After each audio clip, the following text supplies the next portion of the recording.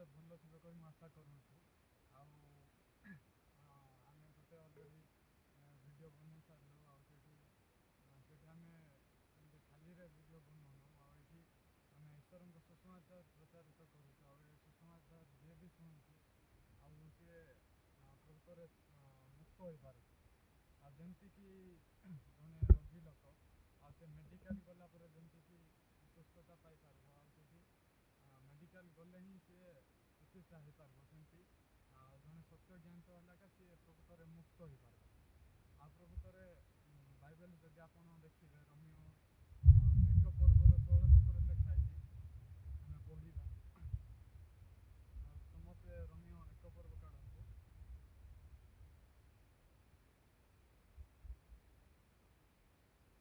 ରୋମିଓ 1-16-17 ମିଶିକି ପଢ଼ିବା। କାରଣ ମୁଁ ସୁସମାଚାର ସମ୍ବନ୍ଧରେ ଲଜ୍ଜାବୋଧ କରେ ନାହିଁ, ଯେଣୁ ତାହା ବିଶ୍ୱାସୀ କରୁଥିବା ପ୍ରତ୍ୟେକଙ୍କ ପକ୍ଷରେ ପରିତ୍ରାଣ ନିମନ୍ତେ ଈଶ୍ୱରଙ୍କ ଶକ୍ତି ଅଟେ, ପ୍ରଥମେ ତ ଯିହୁଦୀ ପକ୍ଷରେ ଆଉ ମଧ୍ୟ ଗ୍ରୀକ୍ ପକ୍ଷରେ। ସେଥିରେ ତ ଈଶ୍ୱର ଯତ ଧାର୍ମିକତା ପ୍ରକାଶିତ ହେଉଅଛି, ତାହା ବିଶ୍ୱାସମୂଳକ ଓ ବିଶ୍ୱାସଜନକ, ଯେପରି ଲେଖା ଅଛି, ଧାର୍ମିକ ବିଶ୍ୱାସ ଦ୍ୱାରା ବଞ୍ଚିବ। ଆମେ ଏତିକି ପଢ଼ିବା। ଏଇଠି ମୋର ଆଜି ଟପିକ୍ ହେଉଛି ଆମେ ପରମେଶ୍ୱରଙ୍କ ବିଚାର ବିଷୟରେ। ମୋର ଟପିକ୍ ପରମେଶ୍ୱର କେମିତି ବିଚାର କରନ୍ତି।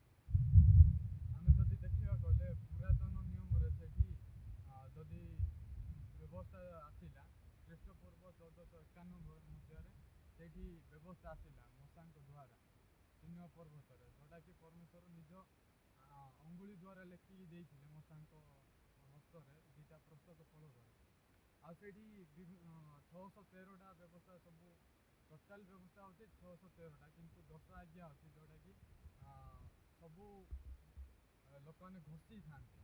ଚୋରି କରିବାନି, ମିଥ୍ୟା କରିବାନି, ବିଭିନ୍ନ ପ୍ରକାର 10 ଆଜ୍ଞା ମଧ୍ୟରୁ ସେଠି ସମସ୍ତେ ପୁରା ଘୋଷିଥାନ୍ତି। ଆଉ ସବୁ ଚର୍ଚ୍ଚରେ ଏଇଟା ଶିକ୍ଷା ଦିଆଯାଏ। ଆଉ କିନ୍ତୁ ସେ ବ୍ୟବସ୍ଥା ଆଜି ପର୍ଯ୍ୟନ୍ତ କିଏ ବି ପାଳନ କରିପାରିନାହାନ୍ତି। ଆମେ ଯଦି ଦେଖିବାକୁ ଗଲେ ବାଇବେଲରେ 2 ବିବରଣୀ 28 ପର୍ବ ଯଦି ଆପଣ ପଢ଼ିବେ, ସେଇଠି ଲେଖା ହେଇଛି ଯଦି ବ୍ୟବସ୍ଥା ଜଣେ ପାଳନ କରିପାରିଲେ କ'ଣ ହେବ ଆଉ ପାଳନ ନ କରିପାରିଲେ କ'ଣ ହେବ। ସେଇଠି ଯଦି ଆପଣ ପାଳନ କରିପାରୁଛନ୍ତି ତାହେଲେ ଆପଣ ସେଇଠି ଘରୁ ବାହାରକୁ ବାହାରିଲା ବେଳେ ଆଶୀର୍ବାଦ ପାଇବେ, ଭିତରକୁ ଗଲାବେଳେ ଆଶୀର୍ବାଦ ପାଇବେ, ଆପଣ ମଇଦା ଦଳିଲା ବେଳେ ଆଶୀର୍ବାଦ ପାଇବେ, ଆପଣଙ୍କର ଦାସ ଦାସୀମାନେ ଆପଣଙ୍କର ସେଇଠି ସବୁ ଜମି ବାଡ଼ି ସବୁ ଆଶୀର୍ବାଦରେ ପରିଣତ ହେବ। ଆଉ ଖାଲି ଆଶୀର୍ବାଦ ହେବ। ଗୋଟେ ହିଁ କାରଣ, ଯଦି ଆପଣ ସବୁ ବ୍ୟବସ୍ଥା ପାଳନ କଲେ ତାହେଲେ ହିଁ ଆପଣ ଆଶୀର୍ବାଦ ପାଇବେ। କିନ୍ତୁ ଯଦି ଆପଣ ବ୍ୟବସ୍ଥା ପାଳନ କରିପାରିବେନି ତାହେଲେ 2 ବିବରଣୀ 28 ପର୍ବରେ ଲେଖା ହେଇଛି, ବ୍ୟବସ୍ଥା ନ ପାଳନ କରିପାରିବା ଲୋକକୁ ସେଇଠି ଅଭିଶାପ ହେବ। ସେମାନେ ଘରୁ ବାହାରିଲା ବେଳେ ଅଭିଶାପ ହେବେ, ଶୋଇଥିଲା ବେଳେ ମଧ୍ୟ ଅଭିଶାପ ହେବେ, ଖାଉଥିଲା ବେଳେ ବି ମଧ୍ୟ ଅଭିଶାପ ହେବେ, ମଇଦା ଦଳିବା ପାତ୍ର ମଧ୍ୟ ଅଭିଶାପ ହେବ। ଖାଲି ତାର ବଂଶ ଆଉ ସେ ଯେଉଁଟା ଛୁଇଁବ ସେଇଟା ମଧ୍ୟ ଅଭିଶାପ ହେବ। ବାଇବେଲ ଏମିତି ଲେଖା ହେଇଛି। ତାହେଲେ ଅଭିଶପ୍ତ, ପରମେଶ୍ୱର ଅଭିଶପ୍ତ କହିକି କହୁଛନ୍ତି। ତାର ଅର୍ଥ ଜଣେ ଯଦି ଜାଣିଲା ଯେ ମୁଁ ବ୍ୟବସ୍ଥା ପାଳନ କରିନି ଆଉ ମୁଁ ଲଙ୍ଘନ କଲି, ଯଦି ଆପଣ ଯାକୁବ 1ର ସେଠି ଆପଣ ଗୋଟେ ଦେଖିବା ବାକ୍ୟ, ଯାକୁବ 2 ପର୍ବ କାଢ଼ନ୍ତୁ। ଯାକୁବ 2ର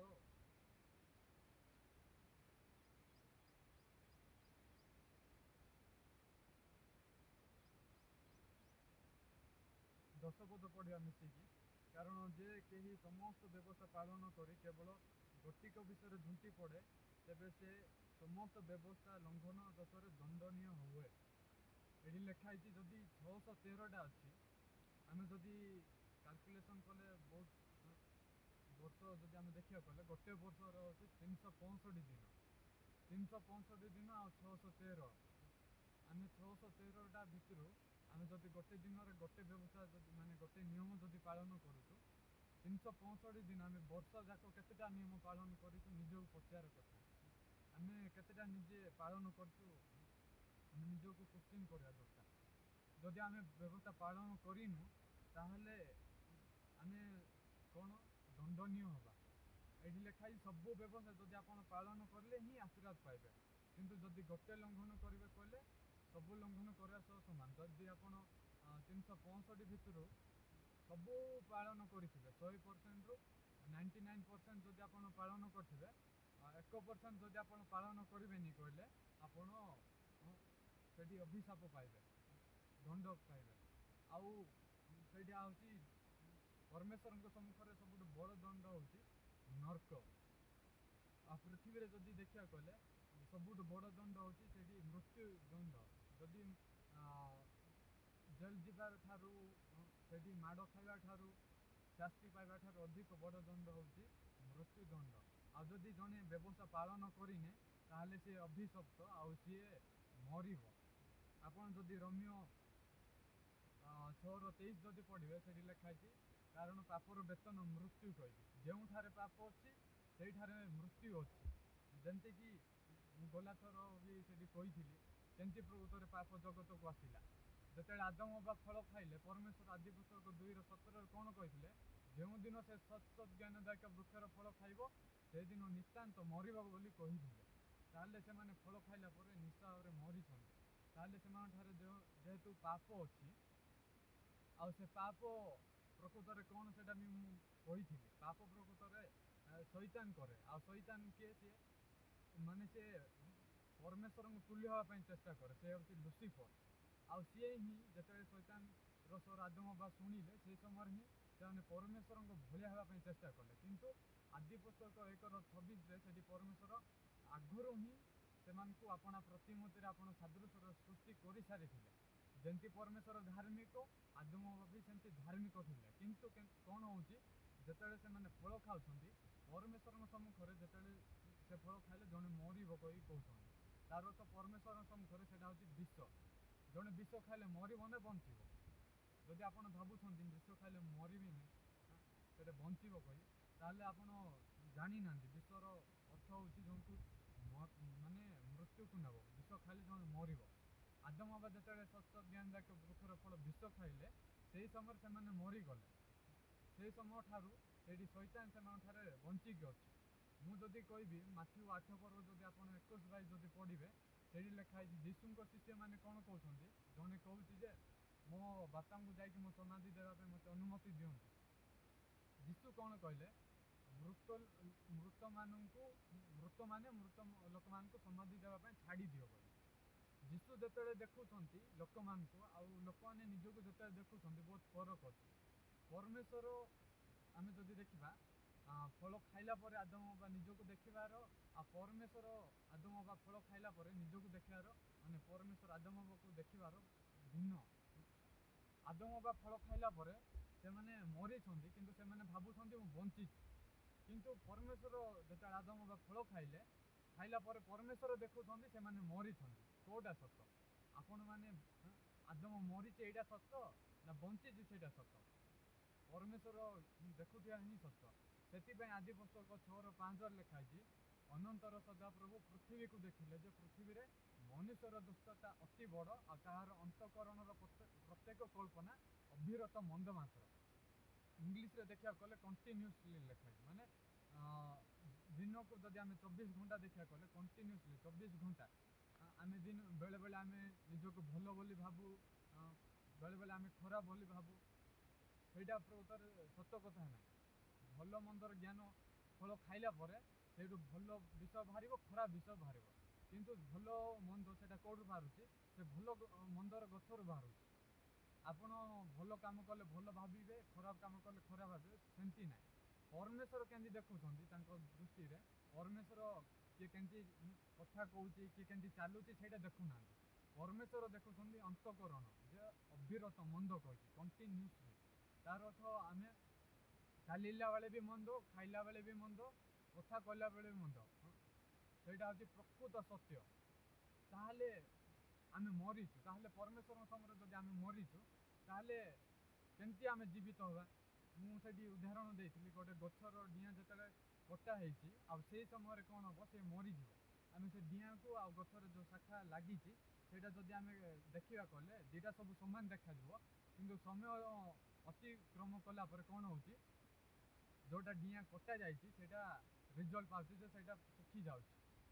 ସେମିତି परमेश्वर सम्मुखर आम कट अफ हो परमेश्वर सम्मुखें आम जदि जिसाय 59 1 जदि 2 जदि पढ़े से लिखाई सदाप्रभु हस्त छोट हो जाए नहीं जे ताहा परित्राण कर न पारती किए कर्ण भारी हो जाए नहीं जे शुणी न पारती किंतु आमर अपराध आमर पाप ठार आमको दूर को नौ आम ठार परमेश्वर ठार से विच्छेद घटाऊँ से गोटे विषय अच्छे जो विषय कि आम परमेश्वर ठार अलग कर आम जदि कहवा कले से विच्छेद माने से गोटे कांथ सृष्टि होता कौन से हूँ पाप जिते आदम बा फल खाइले से परमेश्वर ठार पृथकीकृत है से समय पाप राजत्व कर आदि पुस्तक 1:3-14 शैतान को परमेश्वर आम जो मांसमय शरीर को धरिकी मु कहूँ ए शरीर को परमेश्वर शैतान हस्त समर्पण कर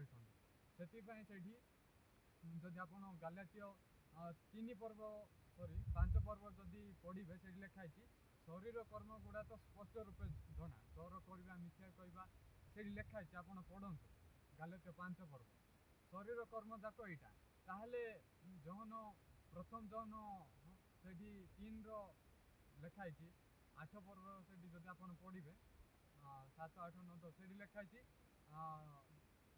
जे पाप करे से शैतान ठारू जात कारण शैतान आरंभ पाप कम करके आसूँ जे पाप करे से माने प्रकृत में शैतान ही आरंभ पाप कम करके आसूँ कही लिखाई तापर लिखाई से शैतान को विनाश करने निमंते ही ईश्वर पुत्र आसिले तार अर्थ शैतान प्रकृत में आरंभ पाप कम कर कौन हो सर्वपरिश्रम तुल्य हाँपाई चेष्टा कर आदम हवा कौन कौन से परमेश्वर भाया हाँपाई चाहूँ फल खाइले जे परमेश्वर भाया हम से मिछ कथा सेटा हूँ शैतान हार माने सेटा हूँ शैतान मन किंतु परमेश्वर मन कौन खाइले मर हाँ कि ना ताहले ए मल्ला लोक जीशु कहते मल्ला लोक को समाधि दे जाओ ये सत कि मनीष दृष्टि आम निजक देखा कले जड़े बंची बंचा लोक आगे जड़े मल्ला लोक को समाधि दे पार किंतु जीशु जो देखुं जड़े बंची आ जड़े मरी किंतु मनीष दृष्टि मरवा अलग परमेश्वर दृष्टि मरवा अलग परमेश्वर दृष्टि मरवार अर्थ सेपरेट होगा विच्छेद होगा आउ से मल्ला लोक जदि जन को समाधि दे पारबनी ताहले मु कहवाई चाहूँगी मल्ला लोक जदि व्यवस्था दिज्व से पालन कर कि मल्ला लोक को जदि आप कहे तू जा काठ आनी जा तू जा स्कूल जा पढ़े तू जा एमती करे सेमती करे से कौन सेमती कर कि मल्ला लोक चोर कम करनी मल्ला लोक सिगरेट पी पारबनी मल्ला लोक मर्डर कर परमेश्वर दृष्टि जदि आम मरीचु ताहले किए प्रकृत बंची पाप बंची से पापर अन्य नाम हूँ शैतान शैतान आरंभ पाप कम करके आसूँ जौन 8:44 जब आप पढ़े से लिखाई कौन तुम मैंने तुम पिता शैतान ठार उत्पन्न तुम पितार काम साधन करवा तुम मान इच्छा से सत्य आगुरी ही नरघात से सत्य रहे ना जो से मिथ्या कहे से निज ठार कहे कारण से मिथ्यावादी और मिथ्यावादी पिता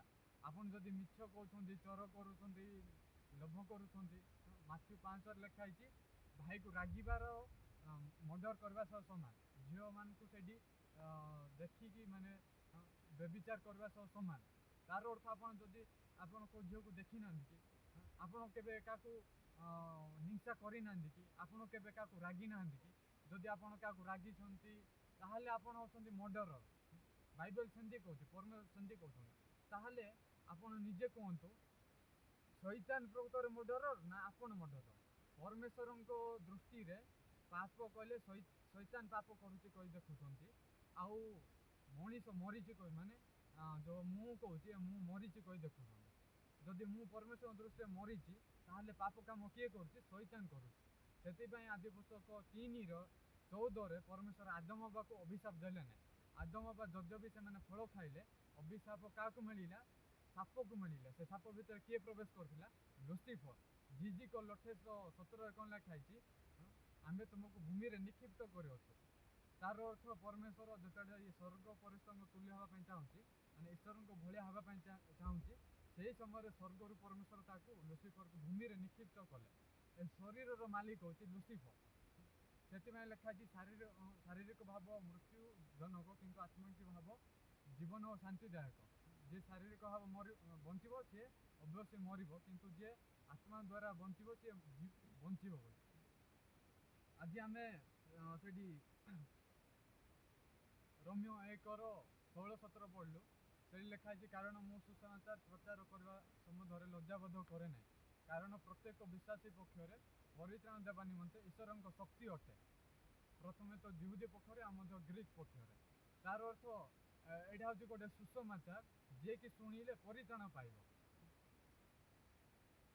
बुझीपार कि यहाँ हूँ से सुसमाचार जोटा कि एवं प्रचारित होगा जड़े शुणिले से परित्राण पाइब कौटू परित्राण पाइब मु गला भिडियो माने कही कौन कही जौन 5:25 लिखाई मृत लोक मैंने जिते ईश्वर पुत्र स्वर शुणे से समय बंचे ए मृत लोक मैंने किए कि समाधि माने समाधि दिखाई से जदि आप तौक पढ़े कहले से विषय भी लिखाई से माने यीशु स्वर शुणिकी उठे सत किंतु जोटा 25 लिखाई यहाँ प्रकृत अलग मृत्यु विषय कहूँ कौ मृत्यु जो समय आदम बा फल खाइले से समय मरी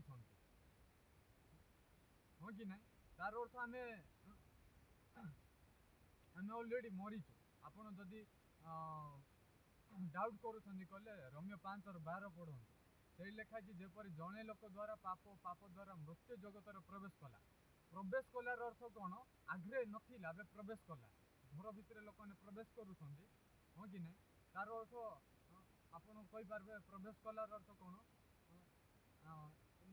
पाकिस्तान लोक मैंने इंडिया देश को प्रवेश कले एमती आम कहींपार अर्थ हूँ माने पाप मनीष भितर प्रवेश कला तार अर्थ जो पाप से अच्छी से परमेश्वर बास करें परमेश्वर पापी लोक बहुत घृणा करेंगे पापर वेतन मृत्यु से समस्त नर्क को जाऊँ दिन मु प्रकाशित 20:23-24 कही से पापर अर्थ द्वितीय मृत्यु अच्छी प्रथम मृत्यु अच्छी द्वितीय मृत्यु अच्छी प्रथम जन्म अच्छी द्वितीय जन्म भी अच्छी से जदि आप विषय जानी ना कहले आप से वीडियो देखु शुणु कहले आप बुझीपारे प्रथम जन्म हूँ जोटा कि आम माँ पेटू हो जौन 3 पर्व निकोदिम को जीशु कहते जे द्वितीय जन्म हेनी सी प्रकृत स्वर्ग देखिपार यहाँ ही सत्य कथा आपड़ जदि माँ पेट जन्म होती आपड़ जदि द्वितीय जन्म हे ना ताहले आप नर्क को जी यहाँ सुनिश्चित ताहले जमती द्वितीय जन्म होगा पड़ो ताहले प्रथम मृत्यु कौन प्रथम जन्म हूँ आम माँ पेट जन्म हलु द्वितीय प्रथम मृत्यु कौन जोटा कि आमर आत्मा और शरीर अलग प्रकृत मु कौन कौटा जोटा कि मोर आत्मा यहाँ हूँ प्रकृत शरीर प्रकृत प्रकृत ना शरीर हूँ माटी माटी मिसब किंतु आत्मा हूँ प्रकृत आपणकर आत्मा जदि काढ़ा जीव सेपरेट करागले कौटा प्रकृत सत्य आत्मा प्रकृत थी द्वारा शरीर अच्छी ना शरीर थी द्वारा आत्मा अच्छी आत्मा ना ताहले परमेश्वर शरीर को अभिशाप देले किंतु परमेश्वर आत्मा को अभिशाप देना तू जावा जीवन धूली खाइब शरीर को अभिशाप देले जे शैतान शरीर को कंट्रोल कर लोक मैंने सिगरेट टाणिया छाड़ी पार ना लोक आमको विभिन्न प्रकार चिंता आसूची चिंता द्वारा धरा जाऊँगी मृत्यु को भय कर ही सत्य कथा ताहले जड़े गीत संहिता 51:5 लिखाई देख अपराधर मु निर्मित हले पापर मो माता गर्भर धारण कला यहाँ हूँ प्रथम जन्म जोटा कि आम मांस द्वारा जन्म हो जीशु कहते पुनर्बार जन्म ना कहीं ईश्वर राज्य देखिपार पुनर्जन्म अर्थ कौन एवं देखो आप जन्म हेले मरिले से प्रकृत से निकोदिम केमती कहूँ जड़े जन्म है आउ थे से केमती जन्म हो पार सी कौन आउ थे बुढ़ा होगी आप माँ पेट आउ थे जीव आउ थे जन्म हेल्ले कौन स्वर्ग जीव कि सेटा प्रकृत मिछ कथा हाँ कि ना किंतु आप जदि देखिए जीशु गोटे वाक्य कहते मार्क जब आप पढ़े से लिखाई छुंचीर जो कोना अच्छी छिद्र अच्छी से वोट प्रवेश करने सहित धनी लोक स्वर्ग जीवार कष्ट कहे जीशु को शिष्य मैंने कौन कहते तो स्वर्ग जीवा समस्ते यहाँ कष्ट विषय जीशु से समय कहले এটা ମଣିଷ ଦ୍ୱାରା ଅସାଧ୍ୟ କିନ୍ତୁ ଈଶ୍ୱରଙ୍କ ଦ୍ୱାରା ସମସ୍ତ ହିଁ ସାଧ୍ୟ। ଏଇଟା ସ୍ୱର୍ଗ ଯିବାର ଯେମିତିକି ବୋଟ ସେ ଛୁଞ୍ଚିର ଛିଦ୍ର ଭିତରେ ସେ କଣା ଭିତରେ ପ୍ରବେଶ କରିବା ସହଜ, ମଣିଷ ଦୃଶ୍ୟ ଯଦି ଦେଖିବାକୁ ଗଲେ ବୋଟ ବହୁତ ଉଚ୍ଚା ଆଉ ଛୁଞ୍ଚିର ଯେଉଁ କଣା ଅଛି ଏଇଟା ବହୁତ ସାନ। ଆମେ ସେ ବୋଟକୁ ଯଦି ଗ୍ରାଇଣ୍ଡିଙ୍ଗ କରିବା, ପାଣି ଟିକେ ମିଶେଇ ମିଶେଇ ଗ୍ରାଇଣ୍ଡିଙ୍ଗ କରିକି ଯଦି ପ୍ରବେଶ ଯେ ପଶେଇବା କଲେ ବି ପଶିବନି। ଏ କଥା ଶୁଣିକି ଶିଶୁମାନେ କ'ଣ କହୁଛନ୍ତି, ତାହେଲେ ସ୍ୱର୍ଗ ଯିବା ତ ବହୁତ କଷ୍ଟ। ଯୀଶୁ କହିଲେ ଏଇଟା ମଣିଷର ଅସାଧ୍ୟ କିନ୍ତୁ ଈଶ୍ୱରଙ୍କ ସମସ୍ତ ସାଧ୍ୟ,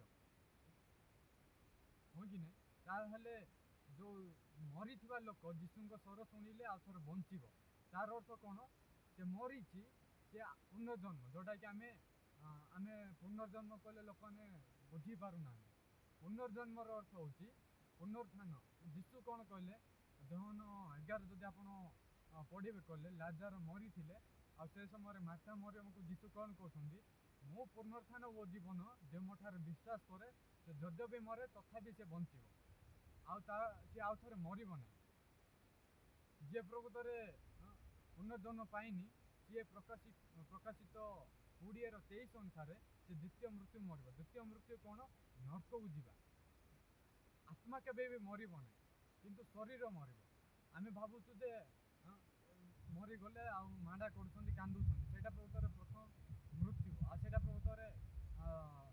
ପ୍ରକୃତରେ ପ୍ରକୃତ ମୃତ୍ୟୁ ନାହିଁ। ପ୍ରକୃତ ମୃତ୍ୟୁ ଅଛି ସେଇଟା ହେଉଛି ପରମେଶ୍ୱର ଦେବେ। ଆଉ ପ୍ରଥମ ପ୍ରକୃତ ଜୀବନ ହେଉଛି ଯେଉଁଟା ଈଶ୍ୱର ଦେବେ। ପ୍ରଥମ ମୃତ୍ୟୁ ହେଉଛି ଜଣେ ମରିବ କଲେ ମାଟିରେ ମିଶିବ, କିନ୍ତୁ ପରମେଶ୍ୱରଙ୍କ ଯେଉଁ ମୃତ୍ୟୁ ଦେବେ ସେଇଟା ହେଉଛି ଦ୍ୱିତୀୟ ମୃତ୍ୟୁ, ଯେଉଁଟାକି ନର୍କ ଯିବ। ସେଠି ଯୀଶୁ ମଧ୍ୟ କହୁଛନ୍ତି, ଯଦି ଆପଣ ମାଥ୍ୟୁ, ମାର୍କ, ଲୁକ ପଢ଼ିବେ, ସେ ଲେଖା ହେଇଛି ଯେ ମୋତେ ବିଶ୍ୱାସ କରିବ ସେ କୌଣସି ପ୍ରକାର ଦ୍ୱିତୀୟ ମୃତ୍ୟୁର ସେ ସମ୍ମୁଖୀନ କରିବ ନାହିଁ, ସେ କଦାପି ମରିବ ନାହିଁ ବୋଲି ଯୀଶୁ କହୁଛନ୍ତି ଜହନ 11ରେ। ଯଦି ଆପଣ ଯୀଶୁଙ୍କୁ ବିଶ୍ୱାସ କଲେ, ଯଦ୍ୟପି ଆପଣ ମରିପାରନ୍ତି କିନ୍ତୁ ବଞ୍ଚିବେ, ଆଉ କେବେ ବି ମରିବେନି। ଏଇଟା ହିଁ ସତ୍ୟ। ତାହେଲେ ମୁଁ ଯେଉଁଟା ଆଜି ବାକ୍ୟ ପଢ଼ିଲି, ସୁସମାଚାର ପ୍ରଚାର କରିବା ସମୟରେ ମୁଁ ଲଜ୍ଜାବୋଧ କରେ ନାହିଁ, କାରଣ ପ୍ରତ୍ୟେକ ବିଶ୍ୱାସୀ ପକ୍ଷରେ ପରିଚାଳନା ଦେବା ନିମନ୍ତେ ଈଶ୍ୱରଙ୍କ ଶକ୍ତି ଅଟେ। ପ୍ରଥମେ ତ ଜିହୁଦୀ ପକ୍ଷରେ, ଆଉ ମଧ୍ୟ ଗ୍ରୀକ୍ ପକ୍ଷରେ। ତାର ଅର୍ଥ କେଉଁଠୁ ଆମକୁ ପରିଚାଳନା କରେ? ଆଉ ସତ୍ୟ କ'ଣ? ସତ୍ୟ ଏଇଟା ଯେ ଆମେ ଆଦମ ବା ଫଳ ଖାଇବା ଦ୍ୱାରା ଆମେ ସମସ୍ତେ ରୋମିଓ 5:12 ଅନୁସାରେ ଆମେ ସମସ୍ତେ ମରିଅଛୁ। ପାପ ପ୍ରବେଶ କରିଛି, ଯେଉଁଠି ପାପ ଅଛି ସେଠି ମୃତ୍ୟୁ ଅଛି। ତାହେଲେ ଆପଣ ଦେଖନ୍ତୁ, ଯେମିତିକି ଆମ୍ବଟାଙ୍କୁ ରୋଇଲା ପରେ ଆମ୍ବ ଫଳ ଫଳିବ, ସେମିତି ଆମର ପ୍ରକୃତି କ'ଣ? ଯଦି ଜଣେ ପ୍ରଥମ ଜନ୍ମ ନେଲା, ସେ କେମିତି ଜନ୍ମ ହେଉଛି? ସିଏ ପାପୀ ହେଇକି ଜନ୍ମ ହେଉଛି। ପରମେଶ୍ୱର କହିଲେ ଯେ ମରିଛି ଆଦମ, ଦେଖୁଛନ୍ତି। ତାହେଲେ ସେ ଆଦମ ଯେଉଁ ଜନ୍ମ ଦେଇଥିବ, ସେ କେମିତିକାର ଛୁଆମାନଙ୍କୁ ଜନ୍ମ ଦେଇଥିବ? ପାପ ଜନ୍ମ ଦେଇଥିବ ନା ଧାର୍ମିକ ଜନ୍ମ ଦେଇଥିବ? ପାପ ଜନ୍ମ। ତାହେଲେ ଯେଉଁ ପାପ ଜନ୍ମ ଦେଲା ଆଦମଙ୍କ ଛୁଆମାନେ, ସେମାନେ କ'ଣ କରିବେ? ପାପ କାମ କରିବେ ନା ଧାର୍ମିକ କାମ କରିବେ? ପାପ କାମ କରିବେ। ତାହେଲେ ଆମେ ମୁଁ ଏଇଠି ଅଛି, ମୋ ବାପା ମୋତେ ଜନ୍ମ ଦେଲାରୁ ଏଇଠି ଅଛି, ଆଉ ଆମ ବାପାଙ୍କୁ ତାଙ୍କ ବାପା ଜନ୍ମ ଦେବାରୁ ମୁଁ ଏବେ ଏଇଠି ଅଛି, ଆଉ ତାଙ୍କ ବାପାଙ୍କୁ ତାଙ୍କେ ଜନ୍ମ ଦେବାରୁ ମୁଁ ଏଇଠି ଅଛି। ଯଦି ମୁଁ ଆମ ବାପାଙ୍କୁ ଦେଖିବି, ଆଉ ଆମ ବାପାଙ୍କୁ କିଏ ଜନ୍ମ ଦେଲା, ତାଙ୍କ ବାପାଙ୍କୁ କିଏ ଜନ୍ମ ଦେଲା, ଏମିତି ହେଇକି ଯଦି ଆମେ ଦେଖିବାକୁ ଗଲେ, ଆମେ ଶେଷରେ ମୋର ପ୍ରକୃତ ବାପା ହେଉଛି ଆଦମ। ଆଦମ ଯଦି ଫଳ ଖାଇଲା ପରେ ମରିଲା, ତାହେଲେ ମୁଁ ବି ମରିଛି, ହଁ କି ନାହିଁ? ଯେମିତି ଆପଣ ଯଦି ଦେଖନ୍ତୁ, ଗୋଟେ ମା ଯଦି ଗର୍ଭବତୀ ଅଛି, ତା ପେଟରେ ଛୁଆ ଅଛି, ସେ ଛୁଆ ଯଦି ଜନ୍ମ ହେବ, ସେ ବଡ଼ ହେଇକି ତାର ଗୋଟେ ବଂଶ ହେବ, ସେ ଜନ୍ମ ହେଇକି ତାର ପିଲା ଛୁଆ ହେବ, ଆଉ ସେ ଜନ୍ମ ହେଇକି ସେମାନେ ଛୁଆମାନେ ବଡ଼ ହେଇକି ତାଙ୍କର ବି ବଂଶ ଅଛି। କିନ୍ତୁ ସେ ସବୁ ବଂଶ କାହା ପେଟରେ ଅଛି? ମା ପେଟରେ ଅଛି। ବିଷ ଖାଇଲା ପରେ ବଂଶ ସବୁ ମରିଯାଉଛି। ସେମିତି ଯେତେବେଳେ ପରମେଶ୍ୱର କହିଲେ ସତ୍ୟ ଜ୍ଞାନ ଯାକ ବୃକ୍ଷର ଫଳ ଖାଇବ, ତାହେଲେ ତମେ ମରିବ। ଫଳ ଖାଇବା ପରେ ମରିଥିବେ, ତାହେଲେ ଆମେ ତ ସମସ୍ତେ ଆଦମଙ୍କ ଭିତରେ ଥିଲୁ, ତାହେଲେ ଆମେ ମରିଛୁ। ତାହେଲେ ଆପଣ ନିଜେ କୁହନ୍ତୁ, ଆପଣ ନିଜକୁ ନିଜେ ପଚାରନ୍ତୁ, ମରିଲା ଲୋକ କ'ଣ କେବେ ଚୋରେଇ ପାରିବ କି? ନାଇଁ ନା। ବ୍ୟବସ୍ଥା ପରମେଶ୍ୱର ଦେଲେ, ଚୋର କର ନାହିଁ, ମିଥ୍ୟା ସାକ୍ଷ୍ୟ ଦିଅ ନାହିଁ, ଆତ୍ମତୁଲ୍ୟ ପ୍ରେମ କର, ଏଇଟା କ'ଣ ମଣିଷ ଦ୍ୱାରା ସମ୍ଭବ କି? ରୋମିଓ 7ର ଲେଖା ହେଇଛି 14 ପଦରେ, କାରଣ ମୁଁ ଶାରୀରିକ କିନ୍ତୁ ପାପର କ୍ରୀତଦାସ। ବ୍ୟବସ୍ଥା ହେଉଛି ଆତ୍ମିକ, କିନ୍ତୁ ମୁଁ ଶାରୀରିକ ପାପର କ୍ରୀତଦାସ। କ୍ରୀତଦାସର ଅର୍ଥ କ'ଣ? ମାଲିକ ଯେମିତି କହିବେ ସେ ସେମିତି କରିବ। ମୁଁ ପାପର କ୍ରୀତଦାସ, ତାର ଅର୍ଥ ମୁଁ ମରିଛି ଆଉ ମୋତେ ଶୈତାନ ଶାସନ କରୁଛି, ପାପ ଶାସନ କରୁଛି। ସେଥିପାଇଁ ଯୀଶୁ ଜଗତକୁ ଆସିଲେ ଆଉ ସିଏ କ'ଣ କଲେ, କୃଷାପିତ ହେଲେ। ବାଇବେଲ ଲେଖା ହେଇଛି ରକ୍ତପାତ ବିନା ପାପ ମୋଚନ ହେବ ନାହିଁ। ମୁଁ ଅଳ୍ପ ସମୟ ହିଁ କହିବି। ଯଦି ଆପଣ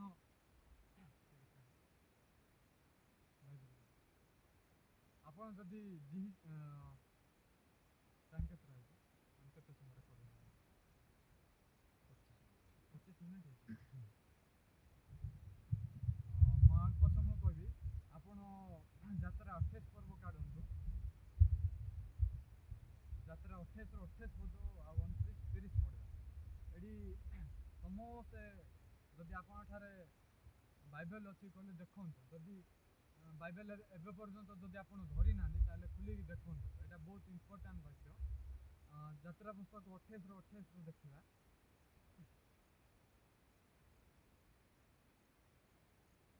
ତହିଁରେ ବୁକୁପଟା 27ରୁ ଦେଖିବା। ଆହୁରି 2 ସ୍ୱର୍ଣ୍ଣର କଡ଼ା କରି ଏଫଦ ବସ୍ତ୍ରର 2 ସ୍କନ୍ଧ ପଟି ତଳେ ତହିଁର ସମ୍ମୁଖର ଭାଗର ଯୋଡ଼ା ସ୍ଥାନର ଏଫଦର ଚିତ୍ରିତ ପତାକା ଉପରେ ତାହା ରଖିବ। ତହିଁରେ ବୁକୁପଟା ଯେପରି ଏଫଦର ଚିତ୍ରିତ ପତାକା ଉପରେ ଥାଇ ଏଫଦକୁ ଖସି ନ ପଡ଼େ, ଏଥିପାଇଁ ସେମାନେ ବୁକୁପଟାକୁ ନିଜ କଡ଼ାରେ ନୀଳ ସୂତ୍ର ଦ୍ୱାରା ଏଫଦର କଡ଼ା ସହିତ ବନ୍ଧନ କରି ରଖିବେ। ଯେଉଁ ସମୟରେ ହାରଣ ପବିତ୍ର ସ୍ଥାନରେ ପ୍ରବେଶ କରିବ, ସେହି ସମୟରେ ସଦାପ୍ରଭୁଙ୍କ ସମ୍ମୁଖରେ ନିତ୍ୟ ସ୍ମରଣାର୍ଥେ ସେ ବିଚାରକ ବୁକୁପଟାରେ ଇସ୍ରାଏଲ ପୁତ୍ରଗଣର ନାମ ସକଳ ଆପଣା ହୃଦୟ ଉପରେ ବହନ କରିବ। ସେହି ବିଚାରକ ବୁକୁପଟାରେ ତୁମେ ଉରିମ୍ ଓ ତୁମିମ୍ ଯୁକ୍ତି ବସିଦ୍ଧି ରଖିବ। ତହିଁରେ ହାରଣ ଯେଉଁ ସମୟରେ ସଦାପ୍ରଭୁଙ୍କ ସ୍ଥାନରେ ପ୍ରବେଶ କରିବ, ସେହି ସମୟରେ ହାରଣ ହୃଦୟ ଉପରେ ତାହା ରଖିବ। ପୁଣି ହାରଣ ସଦାପ୍ରଭୁଙ୍କ ସ୍ଥାନରେ ନିତ୍ୟ ଇସ୍ରାଏଲ ସନ୍ତାନଗଣର ବିଚାର ଆପଣା ହୃଦୟ ଉପରେ ବହିବ। ଆମେ ଏତିକି ପଢ଼ିବା।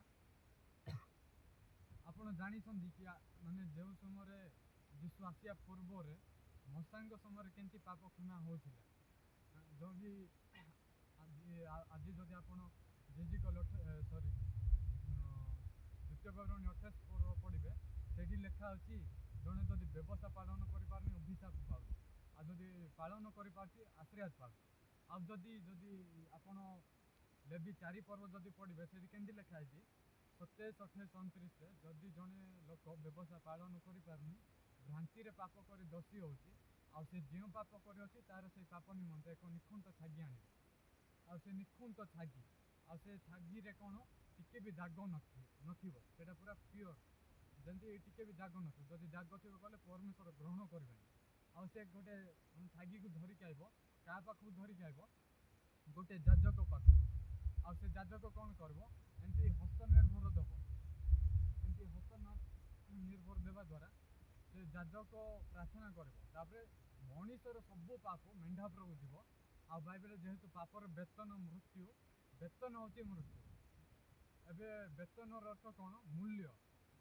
ପାପର ମୂଲ୍ୟ ଦେଲେ ହିଁ ଜଣେ ମୁକ୍ତ ହୋଇପାରିବ। ବେତନ ମୃତ୍ୟୁ ଦେଲେ ହିଁ ଜଣେ ମୁକ୍ତ ହୋଇପାରିବ। ସେଥିପାଇଁ ମଣିଷ ବଦଳରୁ ଯିଏ ପାପ କାମ କରିଛି, ଯିଏ ପାପୀ, ତା ବଦଳରୁ ସେ ମେଣ୍ଢା ମରିବ। ଆଉ ସେ ହସ୍ତ ନିର୍ଭର ଦେବା ଦ୍ୱାରା ମଣିଷର ସବୁ ପାପ ମେଣ୍ଢା ଉପରକୁ ଆସିବ। ଆଉ ତାକୁ ବଳି କରିକି ସେ ଯଜ୍ଞବେଦୀର ଯଜ୍ଞବେଦୀ 4ଟା ଶୃଙ୍ଗ ଥିବ। ସେ ଯଜ୍ଞବେଦୀର 4ଟା ଶୃଙ୍ଗରେ ରକ୍ତ ଲଗେଇବ, ଆଉ ବେଦୀର ମୂଳରେ ଢାଳିବ। ଆଉ ତାକୁ କ'ଣ କରିବ? ଆଉ ତାକୁ ପୋଡ଼େଇବ। ସବୁ ତାର ସେ ଶରୀର ପୋଡ଼େଇବ। ତାପରେ ଯାଜକ କ'ଣ କରିବ? ଯଦି ଆପଣ ସମାଗମ ତମ୍ବୁ ଦେଖିବେ, ସେ ତମ୍ବୁ କେମିତି ତିଆରି କରାଯାଇଛି, ଚାରିପଟେ ସେଇଠି ଧଳା ବସ୍ତ୍ର ଦ୍ୱାରା ସେଇଠି ବାଉଣ୍ଡ୍ରି ହେଇଛି। ଆଉ ଯଦି ଆପଣ ସେ ବାଉଣ୍ଡ୍ରି ଭିତରକୁ ଯଦି ପ୍ରବେଶ କରିବେ, ସେଇଠି ଯଜ୍ଞବେଦୀ ଅଛି, ଯେଉଁଠିକି ବଳି ଉତ୍ସର୍ଗ କରାଯାଏ। ସେ ବଳି ଉତ୍ସର୍ଗ କଲା ପରେ କ'ଣ ହେବ? ଯାଜକଙ୍କ ଠାରେ ସେଇଠି ରକ୍ତ ଲାଗିଥିବ। ଆଉ ସେ ରକ୍ତ ଯେହେତୁ ଲାଗିଛି, ସିଏ କ'ଣ କରିବେ? ଯାଇକି ଆଗକୁ ଯଦି ଯିବେ କହିଲେ ହସ୍ତ ପ୍ରକ୍ଷାଳନ ପାତ୍ର ଅଛି। ଆଉ ସେଇଟା ପିତ୍ତଳ ଦ୍ୱାରା ତିଆରି କରାଯାଇଛି। ଆଉ ସେଇଠି କ'ଣ ହେବ? ସେ ପାଣିରେ ହାତ ଧୋଇବ ଯାଜକ। ଆଉ ଧୋଇଲା ପରେ କ'ଣ ହେବ? ତାଙ୍କେ ସେ ଯାଜକ କ'ଣ କରିବ ପବିତ୍ର ସ୍ଥାନରେ ପ୍ରବେଶ କରିବ। ଆଉ ସେଠି ଗୋଟେ ଏମିତି କପଡ଼ା ଅଛି, ସେ କପଡ଼ା ହଟେଇଲା ପରେ ସେଠି ପବିତ୍ର ସ୍ଥାନ ଅଛି।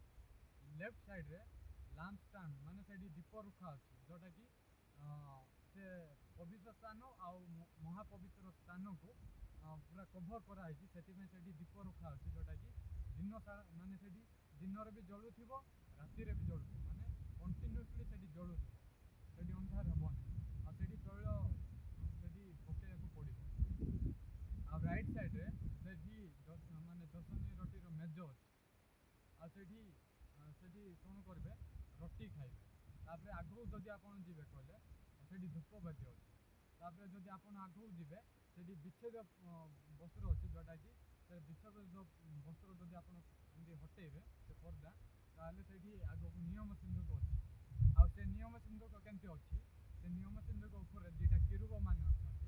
ଆଉ ସେ ନିୟମ ସିନ୍ଦୁକ ଭିତରେ ପୁରା ଏମିତି ଖମ୍ପା ହେଇକି ଅଛି। ଆଉ ସେ ଭିତରେ କ'ଣ ଅଛି, ଗୋଟେ ଖାଲି ପାତ୍ର ଅଛି। ଆଉ ସେଠି ସେ ପାତ୍ରରେ ମାନା ଅଛି, ଆଉ ମଶାଙ୍କର ଜସ୍ତି ଅଛି। ଆଉ ପରମେଶ୍ୱର ଦୁଇଟା ପୁସ୍ତକ ଫଳକରେ ଯେଉଁ ବ୍ୟବସ୍ଥା ଲେଖିକି ଦେଇଥିବେ ସେ ଦୁଇଟା ପୁସ୍ତକ ଫଳକ ଅଛି। ଆଉ ଯାଜକ କ'ଣ କରିବ, ସେ ରକ୍ତ ନେବ, ହସ୍ତ ପ୍ରକ୍ଷାଳନ ପାତ୍ରରେ ହାତ ଧୋଇଲା ପରେ ରକ୍ତ ନେଇକି ଯିବ। ଆଉ ସେ କ'ଣ କରିବ, ନିୟମ ସିନ୍ଦୁକରେ 7 ଥର ଛିଞ୍ଚିବ। ତହିଁରେ ମଣିଷ ବର୍ଷଟା ପାଇଁ ଏକା ପାପ କ୍ଷମା ହେବ। ଆଉ କ'ଣ କରିବ, ତାହେଲେ ଏବେ ଦେଖନ୍ତୁ, ଜଣେ ମର୍ଡର କଲା ପରେ ବିଚାର ଅଛି। ବିଚାରରେ ଜଣେ ମୃତ୍ୟୁଦଣ୍ଡ ପାଇବ ନା ଉଦ୍ଧାର ହେବ, ସେଇଟା କେମିତି ହେବ? ସବୁ ବିଷୟ ସରିଲା ପରେ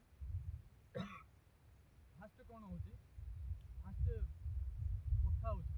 ଜଣେ ଯିଏ ମର୍ଡର କରିଛି ଜଣେ ତାର ସାଇଡ଼ରେ ଠିଆ ହେଉଛି, ଆଉ ଜଣେ ମର୍ଡର କରିନାହିଁ ଯିଏ ମାନେ ତାର ବିପରୀତର ଜଣେ, ଆଉ ଜଣେ ତା ମାନେ ପକ୍ଷରେ ଜଣେ ମାନେ ଠିଆ ହେଉଛନ୍ତି।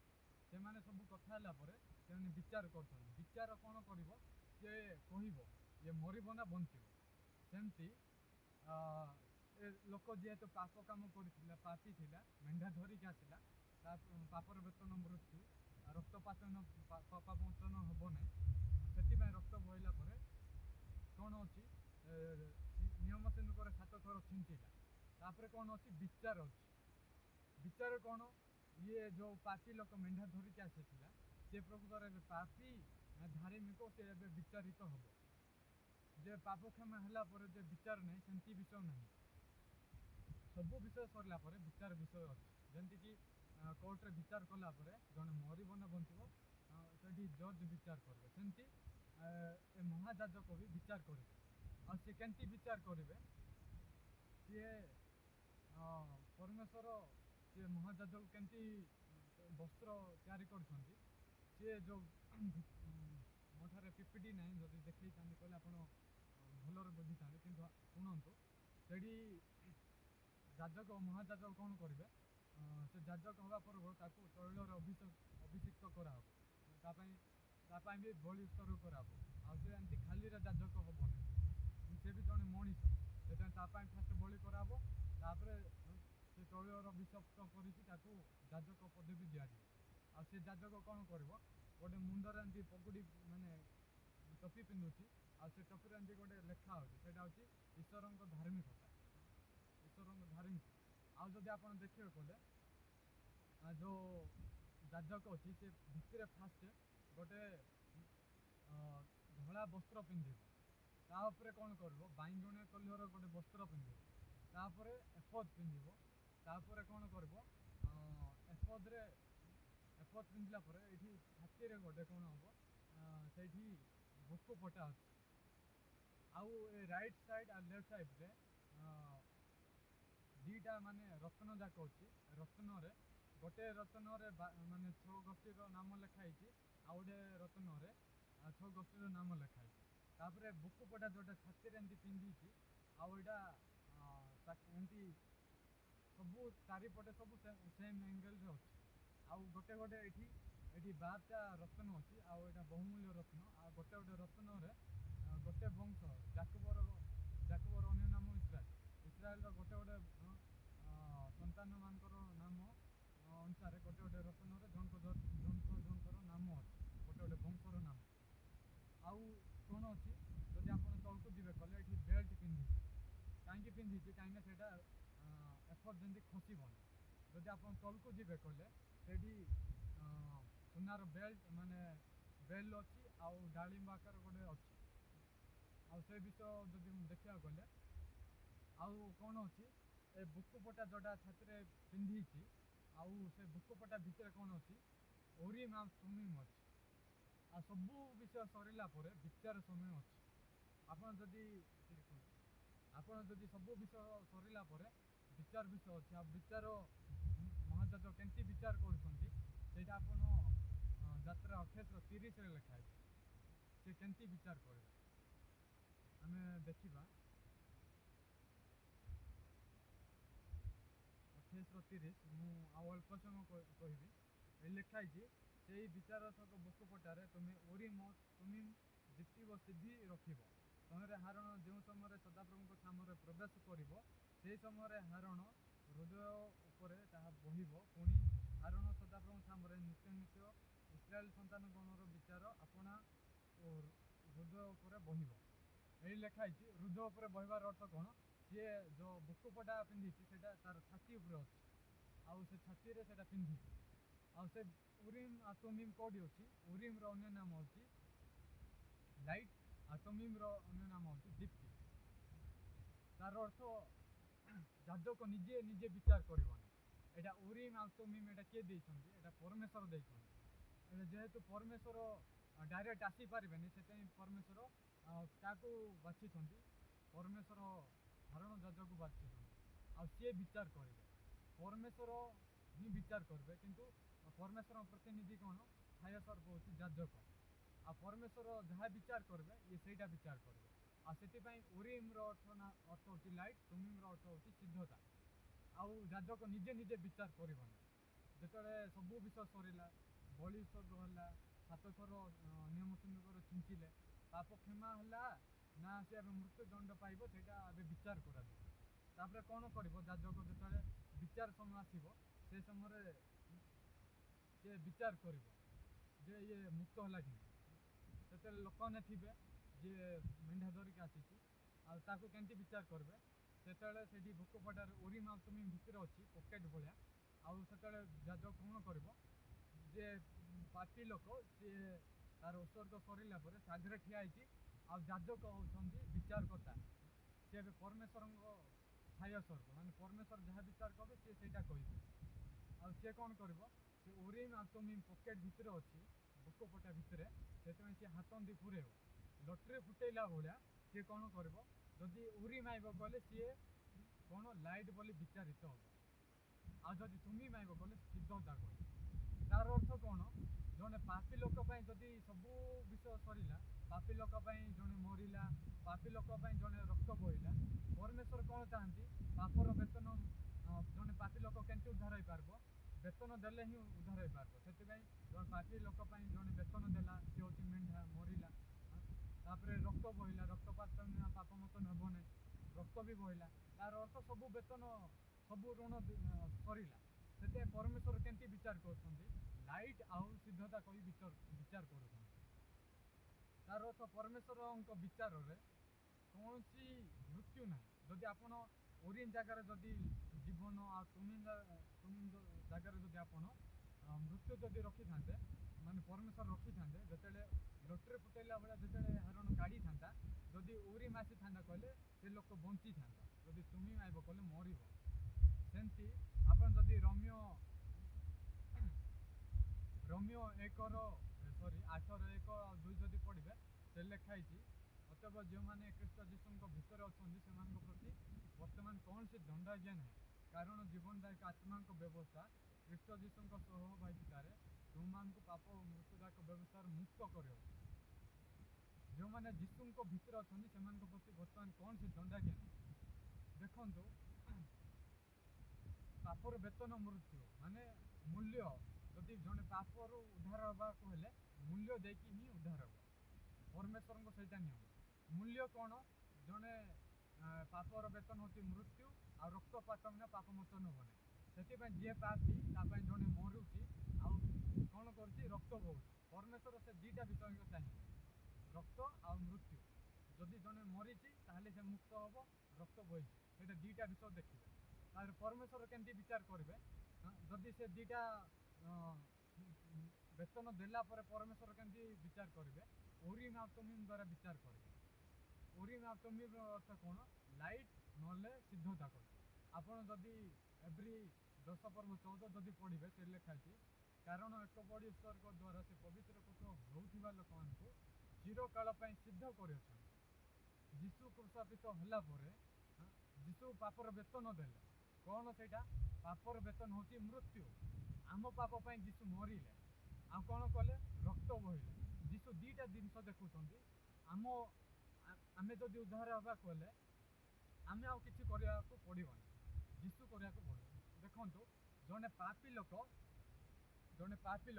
निजे किसी करना गछ अच्छी यहाँ बहुत एग्जांपल दूसरी यहाँ निहाती जाना दरकार गछ अच्छी गचर शाखा काटिला मरी जाऊँ आदम बाबा फल खाइला आम मरीचु जीशु स्वर शुणिले ही आम उठा सेमती देखो गछ कटा गछ डिया को आम केमती बंचे पार कौन उपाय कौन आम इंजेक्शन देकी ना से डिया कौन चेष्टा कले बचब कि यहाँ मिछ कथा सेमती जड़े आदम बाबा फल खाइला जब मरीची आम समस्त मरीचु ताहले मल्ला लोक निजे निजे उठी पार परमेश्वर मल्ला लोक उठाइबा चाहूँ जीशु स्वर शुणिले ही उठा ताहले जीशु कौन कर पापर वेतन दौरान से कौन मरुंच आउ रक्त बहुंट खाली मरिले सेमती ना पापर वेतन मृत्यु दंड दंड कौन से जीशु 3 दिन नरक को गले जंत्रणा भरले जदि आप दिशा 53 जदि से पढ़े आम मान निमंते से दुखग्रस्त है आम मान जातन सब सब से आम समस्त बाहर से माने जोटा आम भोगार था सब सी भोगिले जंत्रणा कष्ट दुख जोटा आम मरबार था सब से भोगी ताहले देखु मुझे बाकी अच्छी दुकान रे मोपाई जदि अन्य जने जदि पैसा दे जाऊँगी मु बाकी मुक्त हली कि ना हाँ सेमती मुझे पापी पापर वेतन हूँ परमेश्वर कहते परमेश्वर नियम देते जदि पापर जन उद्धार होगाकू हेले गोटे नियम अच्छे परमेश्वर से नियम कौन जड़े तापाई मरब आउ रक्त बहब दुईटा हेल्ले सी मुक्त हो पार वेतन देले ही जड़े मुक्त हो पार मुझे बाकी अच्छी आमपाई जड़े पैसा देले ही मुक्त हो पार मो ठार पैसा नहीं ना सेमती मु जड़े पापी मो पाप जड़े वेतन देव मरब आउ जदि मो पाप जड़े रक्त बहले ही मुझे पार धार्मिक हो पार सेमती जीशु आम पाप मरिले रक्त बहिले ताहले आम पापी ना धार्मिक वेतन बहले देखु दुकान रे बाकी मो ठार पैसा नहीं देवाई दुकान कहूँ मत पैसा देला तू मुक्त हो सेमती मोर वेतन अच्छी ऋण अच्छी ऋण कौन पैसा देले मुक्त हो सेमती पापर ऋण कौन जड़े मरब ता पाप आउ रक्त हो यहाँ हूँ वेतन आती मोपाई जड़े पैसा देला मु मुक्त हली सेमती आपण पाप आपण अपराध जीशु वेतन देले 2000 पूर्व गलगता पहाड़ से क्रूस मरी सी खाली मरिले सेमती ना सी आमर सब जातना माने आमर जो कष्ट सब से बही माने जंत्रणा जोटा आम भोगार था नर्क को जीवार था से 3 दिन नर्क जंत्रणा भोगिले आउ खाली नर्क भोगिले सेमती ना मृत्यु को से जय कले परमेश्वर सम्मुख मृत्यु कौन से हूँ अग्निमय हृद प्रकाशित 20:23 लिखाई द्वितीय मृत्यु जीशु मरिले अर्थ कौन से नर्क को गले से नर्क को जय कले से बाइबल लिखाई जी जीशु को विश्वास कर विनष्ट नहीं अनंत जीवन पाइब आपड़ जदि विश्वास करुँच आप अनंत जीवन पाऊना विश्वास न करने सह सामान आपड़ जदि देख एग्जांपल जदि मुझे देवी मु भोकिला अच्छी मु खाइला जदि पेट पुरुनी न खाइबा सह सामान एवं मुझे बाहर अच्छी ये आम टे वर्षा पड़ुची ये जदि मु वर्षा पड़ुची किंतु मु उदा होनी तार अर्थ कौन मु प्रकृत वर्षा जो पड़ुची से प्रकृत ना मु लुचिकी अच्छी तो घर तले हो छत तले हो मु लुचिकी अच्छी वर्षा होती किंतु मु ଉଦା ହଉନିର ଅର୍ଥ ମୁଁ ଲୁଚିକି ଅଛି। ବର୍ଷା ହେଉଛି ଉଦା ହଉନି, ଯଦି ବର୍ଷା ହେଉଛି ମୁଁ ଉଦା ହେଉଛି ତାର ଅର୍ଥ ମୁଁ ବର୍ଷାରେ ଭିଜିଛି ସେଥିପାଇଁ ଉଦା ହେଇଛି। ସେମିତି ଆପଣ ଯଦି ବିଶ୍ୱାସ କଲେ, ଯଦି ଆପଣ ବିଶ୍ୱାସ କରିକି ଯଦି ଆପଣ ଧାର୍ମିକ ହେଇପାରୁନାହାନ୍ତି, ଆପଣ ବିଶ୍ୱାସ କରିବାର କିଛି ଭ୍ୟାଲୁ ନାହିଁ। ଆପଣ ଚର୍ଚ୍ଚ କାହିଁକି ଯାଉଛନ୍ତି, ଆପଣ ମନ୍ଦିର କାହିଁକି ଯାଉଛନ୍ତି, ଆପଣ ପ୍ରଭୁଙ୍କୁ କାହିଁକି ପ୍ରାର୍ଥନା କରୁଛନ୍ତି, ନିଜକୁ ପଚାରନ୍ତୁ କାହିଁକି ମୁଁ ପ୍ରଭୁଙ୍କୁ ପ୍ରାର୍ଥନା କରୁଛି। ଆଉ ଗୋଟେ ହିଁ କାରଣ, ସମସ୍ତଙ୍କର ପାପ ହିଁ ରୋଗ। ସେ କାରଣ ହେଉଛି ରୋଗ, ପାପ ରୋଗ। ପାପରୁ ଉଦ୍ଧାର ହେବା ପାଇଁ ସମସ୍ତେ ଚର୍ଚ୍ଚ ଯାଉଛନ୍ତି, କାନ୍ଦି କାନ୍ଦି ପ୍ରାର୍ଥନା କରୁଛନ୍ତି। ଠିକ୍ ଅଛି, ଆପଣ କାନ୍ଦିକି ପ୍ରାର୍ଥନା କଲେ, କାନ୍ଦିକି ପ୍ରାର୍ଥନା କଲା ପରେ ଦେଖନ୍ତୁ, ଖାଇଲା ପରେ ଯେମିତି ପେଟ ଭର୍ତ୍ତି ହେଲା, ସେମିତି ପ୍ରାର୍ଥନା କଲା ପରେ ଯଦି ଆପଣ ଭାବୁଛନ୍ତି ମୁଁ ପାପର ଉଦ୍ଧାର ହେବି, ପ୍ରାର୍ଥନା କଲା ପରେ କ'ଣ ଆପଣ ମୁକ୍ତ ହେଲେ କି? ଆପଣ ଭାବୁଛନ୍ତି ସେଠି ଉପବାସ କଲେ, ସେଠି ପାପ ସ୍ୱୀକାର କଲେ ଆପଣ ପାପ କ୍ଷମା ହେବେ। ମୁଁ ଆପଣଙ୍କୁ ପଚାରିବା ପାଇଁ ଚାହୁଁଛି, ଆପଣ ପାପ ସ୍ୱୀକାର ଯଦି କରିଛନ୍ତି, ପାପ ସ୍ୱୀକାର କରି ଯଦି ଆପଣ ନିଜକୁ ପଚାରନ୍ତୁ ଯେ ମୁଁ ପାପ ସ୍ୱୀକାର କରିକି ମୁଁ ଏବେ ଧାର୍ମିକ ହେଲି କି? ଯଦି ପାପ ସ୍ୱୀକାର କରି ଧାର୍ମିକ ହେଲି ନାହିଁ, ତାହେଲେ ପାପ ସ୍ୱୀକାର କରି କିଛି ଲାଭ ନାହିଁ। ଯେମିତି ଭାତ ଖାଇଲି ପେଟ ପୁରୁଣାଏ, ସେମିତି ମାନେ ଭାତ ନ ଖାଇବା ସହ ସମାନ। ସେମିତି ଆପଣ ଯଦି ଯୀଶୁଙ୍କୁ ବିଶ୍ୱାସ କଲେ, ଈଶ୍ୱର ଜଗତକୁ ଏଡ଼େ ପ୍ରେମ କଲେ ଯେ ଆପଣ ଆଦିତ୍ୟ ପୁତ୍ରଙ୍କୁ ପ୍ରେରଣ କଲେ, ଯେପରି ଯେ କେହି ତାଙ୍କଠାରେ ବିଶ୍ୱାସ କରିବ ସେ ବିନଷ୍ଟ ନାହିଁ ଅନନ୍ତ ଜୀବନ ପ୍ରାପ୍ତ ହେବ। ଯଦି ଆପଣ ଯୀଶୁଙ୍କୁ ବିଶ୍ୱାସ କରୁଛନ୍ତି ବୋଲି କହୁଛନ୍ତି, କିନ୍ତୁ ଆପଣ ଜାଣିନାହାନ୍ତି ଯେ ମୁଁ ସ୍ୱର୍ଗ ଯିବି ନା ନରକ ଯିବି, ତାହାର ଅର୍ଥ ଆପଣ ଯୀଶୁଙ୍କୁ ବିଶ୍ୱାସ କରିନାହାନ୍ତି। ଯୀଶୁଙ୍କ ବିଚାର କ'ଣ, ପରମେଶ୍ୱର ଆମକୁ କେମିତି ବିଚାର କରୁଛନ୍ତି, ସେଠି ରୋମିଓ 10:17 ଲେଖା ହେଇଛି। ମୁଁ ସେଇ ବାକ୍ୟ ଦ୍ୱାରା ପୁନର୍ଜନ୍ମ ପାଇଛି। ଆଉ ସେଇଠି ଲେଖା ହେଇଛି, ସେମାନଙ୍କ ପାପ ଓ ସେମାନଙ୍କ ଅପରାଧ ଆମ୍ଭେ ଆଉ ସ୍ମରଣ କରିବାନି। ଏଇଟା ହେଉଛି ପରମେଶ୍ୱରଙ୍କ ବିଚାର। ବାଇବେଲରେ ଜହନ 16ରେ ଲେଖା ହେଇଛି, ସେଇ ପବିତ୍ର ଆତ୍ମା ଆସିଲେ ପାପ ଧାର୍ମିକ ବିଚାର ବିଷୟରେ ଜଗତକୁ ପ୍ରମାଣ ଦେବ। ମୁଁ ସରଳ ଭାବରେ ଯଦି କହିବି, ଧ୍ୟାନ ସହକାରେ ଶୁଣନ୍ତୁ, ମୁଁ ସରେଇଲି। ଦେଖନ୍ତୁ, ପରମେଶ୍ୱର କହିଲେ ଆଦମକୁ ଫଳ ଖାଇଲେ ମରିବ, ସେଇଟା ହେଉଛି ବିଷ। ଏ ପୁଅ ସେଇଟା ଯଦି ତୁ ଖାଇବୁ କହିଲେ ମରିବୁ। ସେମାନେ ଯଦି ଫଳ ଖାଇଲେ ମରିଛନ୍ତି, ତାହେଲେ ମଲା ଲୋକକୁ ଯଦି କୁହାହେବ ତୁ ଚୋର କରେ ନା, ତୁ ଭଲ ଜୀବନ ବଞ୍ଚେ, ଚୋର ମଲା ଲୋକ କେବେ ବି କଥା ବି କହିପାରିବନି, ମଲା ଲୋକ ଚାଲି ବି ପାରିବନି, ବଜାର ବି ଯାଇପାରିବନି, ତ କୁଆଡ଼େ ବି ଯାଇପାରିବନି, ମଲା ଲୋକ କାହାକୁ ମର୍ଡର ବି କରିପାରିବନି। ତାହେଲେ ମଲା ଲୋକ କିଏ? ମଲା ଲୋକ ହେଉଛି ଆଦମ ଫଳ ଖାଇଲା ପରେ ମଲା ଲୋକ। ତାହେଲେ ବ୍ୟବସ୍ଥା ଯେଉଁଟା ମୋତେ ଦେଲେ, ସେଇଟା ମଲା ଲୋକ କ'ଣ ସେ ବ୍ୟବସ୍ଥା ପାଳନ କରିପାରିବ କି? ପ୍ରଥମ ତିମୋଥୀ ଯଦି ଆପଣ 7:8-9 ଯଦି ପଢ଼ିବେ, ବ୍ୟବସ୍ଥା କାହା ପାଇଁ ଦିଆଯାଇଛି? ବ୍ୟବସ୍ଥା ହେଉଛି ପାପୀ ଲୋକମାନଙ୍କୁ ଦିଆଯାଇଛି। ଆଉ ଯଦି ଆପଣ ଦେଖିବେ କହିଲେ ଗାଲାତ୍ୟରେ ବି ଲେଖା ହେଇଛି, ଗାଲାତ୍ୟ 3ର ସେଠି ଲେଖା ହେଇଛି, ବ୍ୟବସ୍ଥା ଆମମାନଙ୍କୁ ଶିକ୍ଷକ ସ୍ୱରୂପ ଦିଆଯାଇଥିଲା। ବ୍ୟବସ୍ଥା ଯଦି ଆପଣ ଜହନ 16:16 ଦେଖିବେ କହିଲେ, ବ୍ୟବସ୍ଥା ଓ ଭାବବାଦୀମାନଙ୍କ ଧର୍ମଶାସ୍ତ୍ର ଜହନଙ୍କ ପର୍ଯ୍ୟନ୍ତ ଥିଲା। ଆଉ ଜହନଙ୍କ ସମୟ ଠାରୁ ମାନେ ଯୀଶୁଙ୍କ ସମୟଠାରେ ସେଠି ଈଶ୍ୱରଙ୍କ ରାଜ୍ୟଙ୍କର ସୁସମାଚାର ପ୍ରଚାରିତ ହେଉଛି। ଯୀଶୁ ଗୋଟେ ପ୍ରାର୍ଥନା କରୁଛନ୍ତି, ସେଇଟା ଆପଣ ଜାଣିଥିବେ, ହେ ମୋ ସ୍ୱର୍ଗସ୍ଥ ପିତା, ତୁମ ରାଜ୍ୟ ଆସୁ, ଯେପରି ସ୍ୱର୍ଗରେ ସେପରି ପୃଥିବୀରେ ତୁମ ଇଚ୍ଛା ସଫଳ। ଯୀଶୁ କ'ଣ ପାଇଁ ଜଗତକୁ ଆସିଥିଲେ? ଈଶ୍ୱରଙ୍କ ଇଚ୍ଛା ସାଧନ କରିବା ପାଇଁ। ଈଶ୍ୱରଙ୍କ ଇଚ୍ଛା କ'ଣ? ଜଣେ ରୋଗକୁ ସୁସ୍ଥ କରିବା ପାଇଁ କ'ଣ ଯୀଶୁ ଆସିଥିଲେ କି? ହଁ, ଯୀଶୁ ଅନେକ ଲୋକମାନଙ୍କୁ ସୁସ୍ଥ କରିଛନ୍ତି, କିନ୍ତୁ ଯୀଶୁଙ୍କୁ ଆସିବାର ଗୋଟେ ହିଁ ଉଦ୍ଦେଶ୍ୟ, ସେଇଟା ଈଶ୍ୱରଙ୍କ ଇଚ୍ଛା ସାଧନ କରିବା। ଈଶ୍ୱରଙ୍କ ଇଚ୍ଛା କ'ଣ? ଜଗତ ଯେମିତି ଯୀଶୁଙ୍କୁ ବିଶ୍ୱାସ କରି ବିନଷ୍ଟ ନହେଇ ଅନନ୍ତ ଜୀବନ ପାଇବ। ପ୍ରଥମ ଜହନ ଯଦି ଆପଣ 5 ପର୍ବର 10, 11, 12 ଯଦି ପଢ଼ିବେ, ସେ ଲେଖା ହେଇଛି, ଈଶ୍ୱର ଯୀଶୁଙ୍କ ବିଷୟରେ ସାକ୍ଷ୍ୟ ଦେଉଛନ୍ତି। ଯଦି ଆପଣ ସେଇ ସାକ୍ଷ୍ୟ ବିଶ୍ୱାସ କରୁନାହାନ୍ତି, ତାହେଲେ ଈଶ୍ୱରଙ୍କୁ ଆପଣ ମିଥ୍ୟାବାଦୀ କହୁଛନ୍ତି। ସେହି ସାକ୍ଷ୍ୟ ଏହି ଯେ ଈଶ୍ୱର ଆମମାନଙ୍କୁ ଅନନ୍ତ ଜୀବନ ଦେଇ ଅଛନ୍ତି, ଆଉ ସେହି ଜୀବନ ଯୀଶୁ ଖ୍ରୀଷ୍ଟଙ୍କ ଠାରେ ଅଛି। ଯେ ଯୀଶୁଙ୍କୁ ପାଇଅଛି ସେ ଅନନ୍ତ ଜୀବନ ପାଇଅଛି, ଯେ ଯୀଶୁଙ୍କୁ ପାଇନାହିଁ ସେ ଜୀବନ ହିଁ ପାଇନାହିଁ। ତାର ଅର୍ଥ କ'ଣ? ଆମେ ମରିଥିଲୁ, ଯୀଶୁଙ୍କ ସ୍ୱର ଜହନ 5:25 ଅନୁସାରେ, ଯୀଶୁଙ୍କ ସ୍ୱର ଶୁଣିବା ଅନୁସାରେ ଆମେ ବଞ୍ଚିବା। ଆଉ ଯିଏ ଯୀଶୁଙ୍କ ସ୍ୱର ଶୁଣିବ ନାହିଁ, ସେ ଦ୍ୱିତୀୟ ମୃତ୍ୟୁ ମରିବ, ସେଇଟା ହେଉଛି ନର୍କ। ଈଶ୍ୱର ଆମକୁ କେବେ ବି ପାପୀ ବୋଲି ବିଚାର କରୁନାହାନ୍ତି, କାହିଁକିନା ସବୁ ବେତନ ଦେଲା ପରେ ଆଉ ମୋତେ କହିବ କି ଦୋକାନ ଲୋକ ଯେ ତୁ ମୋତେ ପଇସା ଦେ କହିବି? କେବେ ବି ନାହିଁ। ଜଣେ ପାପୀ ଲୋକ ପାଇଁ ମେଣ୍ଢା ମରିଲା, ରକ୍ତ ବହିଲା, ତାପରେ ଯେଉଁ ବିଚାର ହାରଣ ଯାଜକ ବିଚାର କରିବେ ଓରିଏମ୍ ତୁମିମ୍ ଦ୍ୱାରା, କେବେ ବି ସେ ପାପୀ ବୋଲି ବିଚାରିତ ହେବ ନାହିଁ।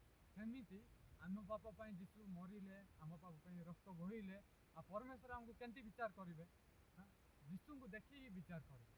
ପଇସା ଦେଖିକି ମୋତେ କହିବ ଯେ ଇଏ ମୋତେ ପଇସା ଦେଇଛି, ତାହେଲେ ଋଣରୁ ମୁକ୍ତ ହେଇଛି।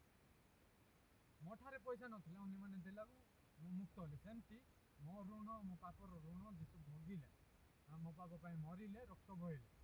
ପରମେଶ୍ୱର ଦେଖୁଛନ୍ତି। ସେଥିପାଇଁ ଏଭ୍ରି 10 ଯଦି ଆପଣ ପଢ଼ିବେ, ଏଭ୍ରି 9 ଯଦି ପଢ଼ିବେ, ସେ ଲେଖା ହେଇଛି। ଆଉ କ'ଣ ଲେଖା ହେଇଛି? ଯୀଶୁ ମଧ୍ୟ ଅହସ୍ତକୃତ ମହତର ଓ ଶ୍ରେଷ୍ଠତର ତମ୍ବୁ ଦେଇ ଶାଗ ଓ ଗୋବଂଶର ରକ୍ତ ନୁହେଁ, ମାତ୍ର ଆପଣା ରକ୍ତ ଘନି ଏକାଥରକେ ମହାପବିତ୍ର ସ୍ଥାନରେ ପ୍ରବେଶ କରି ଅନନ୍ତ ମୁକ୍ତି ସାଧନ କରିଅଛନ୍ତି। ଆପଣ ଯଦି ଏଭ୍ରି 9 ପଢ଼ିବେ କହିଲେ ସେଠି ଲେଖା ହେଇଛି 12-13। ଆପଣ ଯଦି ଆଉ ତଳକୁ ଯଦି ପଢ଼ିବେ, ସେଠି କ'ଣ ଲେଖା ହେଇଛି? ଯଦି ସାଧାରଣ ଯଦି ମେଣ୍ଢା ଯଦି ଜଣଙ୍କ ପାପ ପାଇଁ ଯଦି ମରିକି ଯଦି ଜଣଙ୍କର ପାପ ବର୍ଷଟେ ପାଇଁ ଯଦି କ୍ଷମା ହେଇପାରୁଥିଲା, ତାହେଲେ ଯେଉଁ ଈଶ୍ୱର ଯୀଶୁଙ୍କୁ ପଠେଇଲେ, ଯିଏକି ଅନନ୍ତ ଜୀବନ ଯାହାଠାରେ ଅଛି, ସିଏ ଯଦି ମରିବେ, ତାହେଲେ ଆମେ କେମିତି ଆମେ ଅନନ୍ତ ଜୀବନ ପାଇବାନି କହିଲେ? ଯଦି ସାଧାରଣ ମେଣ୍ଢା ଯଦି ମରିକି ଜଣେ ବର୍ଷଟେ ପାଇଁ ଯଦି କ୍ଷମା ହେଇପାରୁଛି, ଯେଉଁ ଈଶ୍ୱର କି ଯୀଶୁଙ୍କୁ ପଠେଇଲେ, ଏହି ଦେଖ ଈଶ୍ୱରଙ୍କ ମେଷଚାବକ, ଜହନ 1:21 ଲେଖା ହେଇଛି ଯେ ଜଗତର ପାପ ବହି ନେଇଯାଆନ୍ତି। ମୋର ପାପ ଯୀଶୁ ନେଇଲେ, ତାର ଅର୍ଥ ଯୀଶୁଙ୍କ ଠାରେ ପାପ ଅଛି। ଗାଲାତ୍ୟ 3:14 ଲେଖା ହେଇଛି ଯେ କେହି ଖୁଣ୍ଟରେ ଟଙ୍ଗା ଯାଏ ସେ ଅଭିଶପ୍ତ। ଆମ ନିମନ୍ତେ ଯୀଶୁ ଅଭିଶପ୍ତ ହେଲେ। ଆପଣ ଯଦି ବିଶ୍ୱାସ କରୁନାହାନ୍ତି, ତାହେଲେ ଏବେ ବିଶ୍ୱାସ କରନ୍ତୁ। ଆପଣ ଯଦି ନର୍କ ଯିବା ପାଇଁ ଚାହୁଁଛନ୍ତି, ତାହେଲେ ଆପଣ ବିଶ୍ୱାସ ନ କଲେ ହିଁ ନର୍କ ଯିବେ। ଆପଣ ଯଦି ବିଶ୍ୱାସ କରୁଛନ୍ତି କିନ୍ତୁ ଆପଣ ଭାବୁଛନ୍ତି ମୁଁ ନର୍କ ଯିବି, ସେଇଟା ମିଛ କଥା। ଆପଣ ବିଶ୍ୱାସ କରିନାହାନ୍ତି। ଯଦି ଆପଣ ବିଶ୍ୱାସ କରିଛନ୍ତି, ତାହେଲେ ଈଶ୍ୱରଙ୍କ ସାକ୍ଷ୍ୟ ଏଇ ଯେ ଆମକୁ ଅନନ୍ତ ଜୀବନ ଦେଇଅଛନ୍ତି। ସେଇ ଜୀବନ ଯୀଶୁଙ୍କ ଠାରେ ଅଛି। ଆପଣ ଯୀଶୁଙ୍କୁ ଯଦି ପାଇଛନ୍ତି, ତାହେଲେ ଆପଣ ଅନନ୍ତ ଜୀବନ ପାଇଅଛନ୍ତି। ଅଳ୍ପ ସମୟ କହିବି। ଜହନ 1:1 କ'ଣ ଲେଖା ହେଇଛି? ଆଦ୍ୟରେ ବାକ୍ୟ ଥିଲେ, ସେ ବାକ୍ୟ ଈଶ୍ୱରଙ୍କ ସାଙ୍ଗେ ଥିଲେ, ସେଇ ବାକ୍ୟ ଈଶ୍ୱର ଥିଲେ, ଆଉ ସେଇ ବାକ୍ୟ ଆକା ଦେହବନ୍ତ ହୋଇ ଆସିଲେ, ଯିଏକି ଯୀଶୁ ଖ୍ରୀଷ୍ଟ ବୋଲି ଆମେ କହୁଛୁ। ଜହନ 6:63 କେମିତି ଲେଖା ହେଇଛି? ମୁଁ ତୁମ ଆତ୍ମା ଜୀବନଦାୟକ ମାଂସ କୌଣସି ଉପକାର କରେ ନାହିଁ। ମୁଁ ତୁମମାନଙ୍କୁ ଯେଉଁ ସମସ୍ତ ବାକ୍ୟ କହିଅଛି, ସେଇ ସବୁ ଆତ୍ମା ଓ ଜୀବନ। ତାର ଅର୍ଥ ବାକ୍ୟ ହିଁ ଆତ୍ମା, ଆତ୍ମା ହିଁ ଈଶ୍ୱର, ଆଉ ଈଶ୍ୱର ହେଉଛନ୍ତି ଯୀଶୁ ଖ୍ରୀଷ୍ଟ। ଏଇଟା ଯଦି ଆପଣ ବିଶ୍ୱାସ କରୁଛନ୍ତି, ଆପଣ ଯଦି ବାକ୍ୟ ଯଦି ବିଶ୍ୱାସ କରୁଛନ୍ତି, ଯୀଶୁଙ୍କୁ ବିଶ୍ୱାସ କରୁଛନ୍ତି। ଯୀଶୁଙ୍କୁ ଯଦି ବିଶ୍ୱାସ କରୁଛନ୍ତି, ଈଶ୍ୱରଙ୍କୁ ବିଶ୍ୱାସ କରୁଛନ୍ତି। ଈଶ୍ୱର କେମିତି ବିଚାର କରୁଛନ୍ତି? ଯୀଶୁ କହିଲେ ସମାପ୍ତ ହେଲା। କ'ଣ ସମାପ୍ତ ହେଲା? ଈଶ୍ୱରଙ୍କ ଇଚ୍ଛା ସାଧନ କରିବା ପାଇଁ ଯୀଶୁ ଆସିଥିଲେ। ସେଇ ଇଚ୍ଛା କ'ଣ? ମାଥ୍ୟୁ 1:21 ଲେଖା ହେଇଛି ତୁମେ ପୁତ୍ର ପ୍ରସବ କରିବ, ତାଙ୍କ ନାମ ଯୀଶୁ ଦେବ, କାରଣ ସେ ଆପଣା ଲୋକମାନଙ୍କର ସେମାନଙ୍କର ସମସ୍ତ ପାପରୁ ପରିତ୍ରାଣ କରିବେ। ଏଇଟା ହିଁ ଈଶ୍ୱରଙ୍କ ଇଚ୍ଛା। ଈଶ୍ୱରଙ୍କର ଇଚ୍ଛା ଯୀଶୁ ସାଧନ କରିସାରିଲେ, ଆଉ ଯୀଶୁ କହିଲେ ସମାପ୍ତ ହେଲା। କ'ଣ ସମାପ୍ତ ହେଲା? ଈଶ୍ୱରଙ୍କ ଇଚ୍ଛା ଯେଉଁଟା ସାଧନ କରିବା ପାଇଁ ଯୀଶୁ ଆସିଥିଲେ, ସେଇଟା ସାଧନ ହେଇସାରିଲା। ମଲା ଡିଆଁ ଯେତେବେଳେ ଆମେ କେମିତି ବଞ୍ଚେଇ ପାରିବା? ଯେଉଁ ସମୟରେ କାଠ ଶୁଖିଯାଏ, ମାନେ ସେଇଟା ଶୁଖିଲା ପରେ ଆମେ କେବେ ବି କଲମୀ କଲେ ବଞ୍ଚିବନି। ଯେଉଁ ସମୟ ପର୍ଯ୍ୟନ୍ତ ସେଇଟା କଞ୍ଚା ଅଛି, ମରିଛି, କଞ୍ଚା ଅଛି କିନ୍ତୁ ମରିଛି, ସେ ସମୟ ପର୍ଯ୍ୟନ୍ତ ଯଦି ଆପଣ କଲମୀ କରିବେନି, ଶୁଖିଲା ପରେ ଯଦି ଆପଣ କଲମୀ କରିବେ କହିଲେ ବଞ୍ଚିବନି। ସେମିତି ଆପଣ ପୃଥିବୀରେ ଯେଉଁ ପର୍ଯ୍ୟନ୍ତ ଶରୀର ଧରିକି ଅଛନ୍ତି, ସେଇ ପର୍ଯ୍ୟନ୍ତ ଯଦି ଆପଣ ଯୀଶୁଙ୍କୁ ବିଶ୍ୱାସ କରିବେ, ସେହି ସମୟରେ ହିଁ ଆପଣ ଯୀଶୁଙ୍କ ସହିତ ଆଉ ଥରେ କନେକ୍ସନ୍ ହେଇପାରିବେ। ମରିବା ଲୋକ ଯୀଶୁଙ୍କ ସ୍ୱର ଶୁଣିଲେ ଏକା ବଞ୍ଚିବ। ସେମିତି ମଲା ଡିଆଁ ମରିଛି, ଯେଉଁଟା କଟା ହେଇଛି, ସେଇଟା କଲମୀ କଲେ ଯେମିତି ଆଉ ଥରେ ବଞ୍ଚିବ, ସେମିତି ଯୀଶୁଙ୍କ ସ୍ୱର ଶୁଣିଲେ ଆଉ ଥରେ ଜଣେ ଯେମିତିକି ଆଦମ ଫଳ ଖାଇବା ଦ୍ୱାରା ମରିଥିଲା, ଆଉ ଥରେ ବଞ୍ଚିପାରିବ, ଆଉ ବଞ୍ଚିବ, ଆଉ ସେ ମରିବନି। ଆଉ ସେ ଡିଆଁ ଯଦି ଶୁଖିଯିବ, ଶୁଖିଲା ପରେ ଯଦି ଆପଣ କଲମୀ କରିବେ କହିଲେ ସେଇଟା କେବେ ବି ବଞ୍ଚିବନି। ସେମିତି ଆପଣ ଯେ ପର୍ଯ୍ୟନ୍ତ ମରିନାହାନ୍ତି ବା ଆତ୍ମା ଶରୀର ଅଲଗା ହେଇନାହିଁ, ସେ ପର୍ଯ୍ୟନ୍ତ ଆପଣ କଞ୍ଚା ସଦୃଶ ଅଛନ୍ତି। ନା ସେ ଡିଆଁ ଯେମିତି କଞ୍ଚା ଅଛି, ସେମିତି ଆପଣ ଅଛନ୍ତି। ଯଦି ଆପଣ ଆତ୍ମା ଶରୀର ଅଲଗା ହେଲେ, ତାହେଲେ ଆପଣ ଆଉ ଚେଷ୍ଟା କରିକି ଆଉ ଆପଣ ବିଶ୍ୱାସ କରିବେ ସେମିତି ନାହିଁ। ମଲା ପରେ ବିଚାର ଡାଇରେକ୍ଟ ଅଛି। ସେଥିପାଇଁ ଏଇଟା ଠିକ୍ ସମୟ। ଆପଣ ଯଦି ଏବେ ବଞ୍ଚିଛନ୍ତି, ଆପଣ ଯଦି ଏବେ ଶୁଣୁଛନ୍ତି, ତାହେଲେ ଆପଣ ବିଶ୍ୱାସ କରିବା ନିହାତି ଦରକାର। ସେ ଡିଆଁ ଯେଉଁଟା ଅଛି କଟା ଯାଇଛି, ତାହେଲେ ଆମେ ଆଉ ଥରେ ବଞ୍ଚେଇ ପାରିବା। କଲମୀ କରି ଯଦି ସେଇଟା ଡିଏଁ ଯଦି ଶୁଖିଯିବ ଆଉ ଥରେ କଲମୀ କଲେ ବଞ୍ଚିବନି କାହିଁକିନା ସେଇଟା ସବୁ ମରି ସାରିଛି। ସେମିତି ଆପଣ ଯଦି ଏବେ ବଞ୍ଚିଛନ୍ତି ଏଇଟା ହେଉଛି ଠିକ୍ ସମୟ ଶୁଣିଲେ ବଞ୍ଚିବେ। ଧନ୍ୟବାଦ। ଏତିକି କରି ପ୍ରାର୍ଥନା କରିବା। ଧନ୍ୟବାଦ ଧନ୍ୟବାଦ ଅଛି ପ୍ରଭୁ। ପ୍ରଭୁ ତୁମେ ଅନୁଗ୍ରହ କଲ ମୋ ପ୍ରଭୁ ଛୋଟ ସେଠି ସୁସମାଚାର ମଧ୍ୟ ପ୍ରଚାର କରିବା ପାଇଁ ତୁମେ ଅନୁଗ୍ରହ କଲ। ଆଉ ସୁସମାଚାର ହେଉଛି ସତ୍ୟ ଯେଉଁଟାକି ତୁମକୁ ପରିଧାନ କରିପାରିବ। ଆଉ ପ୍ରଭୁ ସତରେ ଆଦମ ଯେତେବେଳେ ଫଳ ଖାଇଲେ ପ୍ରକୃତରେ ଆମେ ମରିଛୁ। ଆଉ ମଲା ଲୋକ ଯେ ବ୍ୟବସ୍ଥା ପାଳନ କରିବ ସେ ମିଛ କଥା। ଆଉ ମଲା ଲୋକ ସେଠି କେବେ ବି ବ୍ୟବସ୍ଥା ପାଳନ କରିପାରୁନି। ଆଉ ବ୍ୟବସ୍ଥା ସମ୍ମୁଖରେ ଯିଏ ଠିଆ ହେବ ଆଉ ବ୍ୟବସ୍ଥା ହେଉଛି ଶିକ୍ଷକ ସ୍ୱରୂପ ଆଉ ଯେଉଁଟାକି ଆମକୁ ପାପ ବୋଲି ପ୍ରକାଶ କରୁଛି। ବ୍ୟବସ୍ଥା କହୁଛି ଚୋର କର ନାହିଁ କିନ୍ତୁ ଆମେ ଚୋର କରୁଛୁ, ମିଛ କର ନାହିଁ ମିଛ କହୁଛୁ। ତାର ଅର୍ଥ ଆମେ ମରିଛୁ ଆଉ ମିଛ କହୁଛୁ ଚୋର କହୁଛୁ ତାର ଅର୍ଥ ଏଇଟା ପ୍ରକୃତରେ ଆମେ ନାହିଁ, ଏଇଟା ହେଉଛି ଆମ ଠାରେ ବାସ କରୁଥିବା ପାପ। ଆଉ ଯିଶୁ ଆମର ପାପର ବେତନ ବୋହିଲେ। ଆମ ବେତନ ହେଉଛି ଈଶ୍ୱରଙ୍କ ସମ୍ମୁଖରେ ସେଇଟା ହେଉଛି ଜଣେ ମରିଲେ ଆଉ ରକ୍ତ ବୋହିଲେ ସେଇଟା ବେତନ ସମ୍ପୂର୍ଣ୍ଣ ମୂଲ୍ୟ ସେଠି ଦେଇ ହେଲେ ସେଠି ମୁକ୍ତ ହେବ। ଯିଶୁ ଆମ ପାପ ପାଇଁ ବେତନ ବୋହିଲେ ସେଠି ଯନ୍ତ୍ରଣା ଭୋଗିଲେ ଆଉ ଆମକୁ ଧାର୍ମିକ କରାଇଛନ୍ତି। ତାହାଙ୍କ ପ୍ରହାରରେ ଆମେ ସୁସ୍ଥ ହୋଇଅଛୁ। ଆଉ ଯିଏ ଯୀଶୁଙ୍କୁ ବିଶ୍ୱାସ କରିବ ଯୀଶୁଙ୍କ ସ୍ୱର ସିଏ ଯେଉଁ ଆଦମ ଫଳ ଖାଇଲା ପରେ ମରିଥିଲା ସେଇ ଲୋକ ଆଉ ଥରେ ବଞ୍ଚିପାରିବ। ଆଉ ପ୍ରଭୁ ତୁମେ ଆମକୁ କଲମୀ କରିଅଛ ଆଉ ଆମେ ବିଶ୍ୱାସ କରୁଛୁ ପିତା ଆଉ ଯେ ଯେଉଁ ଜୀବନ ଆମକୁ ଦେଇଅଛୁ ସେ ଜୀବନ ଯୀଶୁଙ୍କ ଠାରେ ଅଛି। ଆଉ ଯିଏ ଯୀଶୁଙ୍କୁ ପାଇଅଛି ସେ ଜୀବନ ପାଇଅଛି। ଯୀଶୁ ହେଉଛନ୍ତି ଆତ୍ମା ଆଉ ଆତ୍ମା ହେଉଛି ବାକ୍ୟ ଆଉ ବାକ୍ୟ ହେଉଛନ୍ତି ଆଉ ପରମେଶ୍ୱର। ଆଉ ପରମେଶ୍ୱର କହୁଛନ୍ତି ଯେ ସେମାନଙ୍କ ପାପ ସେମାନଙ୍କ ଅପରାଧ ଆମେ ଆଉ ସ୍ମରଣ କରିବାନି। ଯେମିତିକି ଓରିମ୍ ଆଉ ତୁମିମ୍ ଦ୍ୱାରା ପରମେଶ୍ୱର ବିଚାର କରୁଛନ୍ତି। ଓରିମ୍ର ଅର୍ଥ ହେଉଛି ଲାଇଟ୍ ଆଉ ସେ କେବେ ବି ଲାଇଟ୍ ବୋଲି ବିଚାରିତ ହେବ। ଆଉ ତୁମିମ୍ର ଅର୍ଥ ଶୁଦ୍ଧତା, କାରଣ ଏକ ବଳି ଉତ୍ସର୍ଗ ଦ୍ୱାରା ସେ ପବିତ୍ରକୃତ ହେଉଥିବା ଲୋକମାନଙ୍କୁ ଚିରକାଳ ପାଇଁ ସିଦ୍ଧ କରିଅଛନ୍ତି। ସେଥିପାଇଁ ପ୍ରଭୁ ଆମେ କେବେ ବି ଦ୍ୱିତୀୟ ମୃତ୍ୟୁ ଆମେ ସମ୍ମୁଖୀନ ହେବୁନି। ଆମେ ହେଉଛୁ ଧାର୍ମିକ, ଆମେ ସ୍ୱର୍ଗକୁ ଯିବୁ। ହଁ ପ୍ରଭୁ ଏଇଟା ହେଉଛି ପ୍ରକୃତ ସତ୍ୟ। ଆଉ ଏଇଟା ଆମ ଧାର୍ମିକତା ନାହିଁ, ଏଇଟା ଯୀଶୁଙ୍କ ଧାର୍ମିକତା। ଆଉ ଯୀଶୁଙ୍କ ଧାର୍ମିକତା ଯେହେତୁ ଆମେ ପାଇଛୁ ସେଥିପାଇଁ ଆମେ ହେଉଛୁ ଧାର୍ମିକ। ଆମ ଧାର୍ମିକତା ଦ୍ୱାରା ନୁହେଁ, ଯେହେତୁ ଆମେ ମରିଛୁ ଆମର ଧାର୍ମିକତା ହିଁ ନାହିଁ, ଆମେ ମଲା ଲୋକ। ସେଥିପାଇଁ ଈଶ୍ୱର ଆମକୁ ଧାର୍ମିକତା ଦେଇଛନ୍ତି, ନିଜ ଧାର୍ମିକତା। ସେଥିପାଇଁ ଆମେ ହେଉଛୁ ଈଶ୍ୱରଙ୍କ ଭଳିଆ ଧାର୍ମିକ। ଈଶ୍ୱର ଯେମିତି ଧାର୍ମିକ ଆମେ ସେମିତି ଧାର୍ମିକ। ହଁ ପ୍ରଭୁ ସ୍ୱର୍ଗରେ ଯେ ମଣିଷ ଧାର୍ମିକତା ଦ୍ୱାରା ଯିବ ସେମିତି ନାହିଁ। ଈଶ୍ୱରଙ୍କ ଧାର୍ମିକ ଯାହାର ଅଛି ସେ ହିଁ ସ୍ୱର୍ଗ ଯିବ। ମୋ ପଥ ଓ ସତ୍ୟ ଜୀବନ ମୋ ଦେଇ ନ ଗଲେ କେହି ପିତା ନିକଟକୁ ଯାଇପାରିବନି। ସ୍ୱର୍ଗର ରାସ୍ତା କେବଳ ଯୀଶୁ ଜାଣିଛନ୍ତି, ଆମେ ଜାଣିନୁ। କିନ୍ତୁ ଲୋକମାନେ ସେଇଠି ଚେଷ୍ଟା କରୁଛନ୍ତି ସ୍ୱର୍ଗ ଯିବା ପାଇଁ, ପାପ ସ୍ୱୀକାର କରୁଛନ୍ତି, କାନ୍ଦି କାନ୍ଦି ପ୍ରାର୍ଥନା କରୁଛନ୍ତି, କୌଣସି ଅର୍ଥ ନାହିଁ। ସେମାନେ ଭାବୁଛନ୍ତି ଯେ ସେଇଟା ରାସ୍ତା କହ। ଯୀଶୁ କହୁଛନ୍ତି ମୁଁ ରାସ୍ତା, କିନ୍ତୁ ସେମାନେ କହୁଛନ୍ତି ଯେ ମୁଁ ପ୍ରାର୍ଥନା କଲେ ପାପର କ୍ଷମା ହେବି ଆଉ ସ୍ୱର୍ଗ ଯିବି। ସେଇଟା ମିଛ କଥା। ଯୀଶୁ କହୁଛନ୍ତି ମୋ ଦେଇ ନ ଗଲେ କେହି ପିତା ନିକଟକୁ ଯାଇପାରିବନି। ହଁ ପ୍ରଭୁ ତୁମେ ସେଠି ପ୍ରଥମ ପିତର 2:23 କହିଅଛ ଆମେ ସେଇ ନିମନ୍ତେ ହିଁ ଆମକୁ ସେଠି ଅଧିକାର ଦିଆଯାଇଛି ଯେ ସେଠି ଯୀଶୁଙ୍କ ପଦଚିହ୍ନ ଯେମିତି ଦେଇ ଆମେ ଗମନ କରିବୁ ସେଥି ନିମନ୍ତେ ପ୍ରଭୁ ଆମକୁ ଅନୁଗ୍ରହ ଦେଇଅଛନ୍ତି। ଯୀଶୁଙ୍କ ପଦଚିହ୍ନ ହେଉଛି ଯୀଶୁଙ୍କ ପଦଚିହ୍ନ ଯୀଶୁ ଚାଲି ଚାଲି ଯେଉଁ ଯାଇଛନ୍ତି ସ୍ୱର୍ଗକୁ ଯାଇଛନ୍ତି, କିନ୍ତୁ ଶୈତାନ ଚାଲି ଚାଲି ଯାଇଛି ଆଉ ଶୈତାନର ପଦଚିହ୍ନ ଯିଏ ଯିବ ସିଏ ନର୍କକୁ ଯିବ। ଯୀଶୁଙ୍କ ପଦଚିହ୍ନ ଯିଏ ଯିବ ସେ ସ୍ୱର୍ଗ ଯିବ। ଆଉ ପ୍ରଭୁ ମୁଁ ବିଶ୍ୱାସ କରୁଛି ଆଉ ଯିଏ ବି ସୁସମାଚାର ଶୁଣିବ ଆଉ ନିଶ୍ଚୟ ଭାବେ ସେଠି ଏଇଟା ହେଉଛି ତୁମର ଶକ୍ତି ସୁସମାଚାର ଆଉ ସେ ପରିତ୍ରାଣ ନ ପାଇ ରହିପାରିବନି। ଆଉ ବିଶ୍ୱାସ କରୁଛୁ ଯେଉଁ ସମୟରେ ସେ ମୃତ୍ୟୁ ଲୋକମାନେ ଯୀଶୁଙ୍କ ସ୍ୱର ଶୁଣିବେ ଉଠିବେ। ଯୀଶୁ କହିଲେ ମୁଁ ପୁନରୁତ୍ଥାନ ଜୀବନ, ଯିଏ ବିଶ୍ୱାସ କରିବ ସେ ମରିଥିଲେ ବି ବଞ୍ଚିବ। ଆଉ ଯିଏ ବଞ୍ଚିବ ଆଉ ସିଏ କଦାପି ମରିବନି। ଏଇଟା ହେଉଛି ଅନନ୍ତ ଜୀବନ। ହଁ ପ୍ରଭୁ ଆମେ ବିଶ୍ୱାସ କରୁଛୁ ଆଉ ଯେ ଆମକୁ ତୁମେ ଅନନ୍ତ ଜୀବନ ଦେଇଅଛ ଆଉ ସେ ଜୀବନ ଯୀଶୁଙ୍କୁ ଠାରେ ଅଛି। ଆଉ ଯୀଶୁଙ୍କ ଭିତରେ ଆମକୁ ଯୀଶୁଙ୍କୁ ଦେଇଥିବାର ଧନ୍ୟବାଦ ପା। ଆଉ ତୁମେ ଆମକୁ ଆମ ଦ୍ୱାରା ଗୌରବାନ୍ୱିତ ହୁଅ। ଆଉ ଏ ସୁସମାଚାର ଯେପରି ସମସ୍ତେ ଶୁଣିପାରିବେ ସେଥି ନିମନ୍ତେ ତୁମେ କାର୍ଯ୍ୟ କର। ପ୍ରାର୍ଥନା ଶୁଣିଅଛ ବୋଲି ମୃତ୍ୟୁଜୟ ଯୀଶୁ ଖ୍ରୀଷ୍ଟ ନାମ ମାଗିଲି, ଆମେନ୍।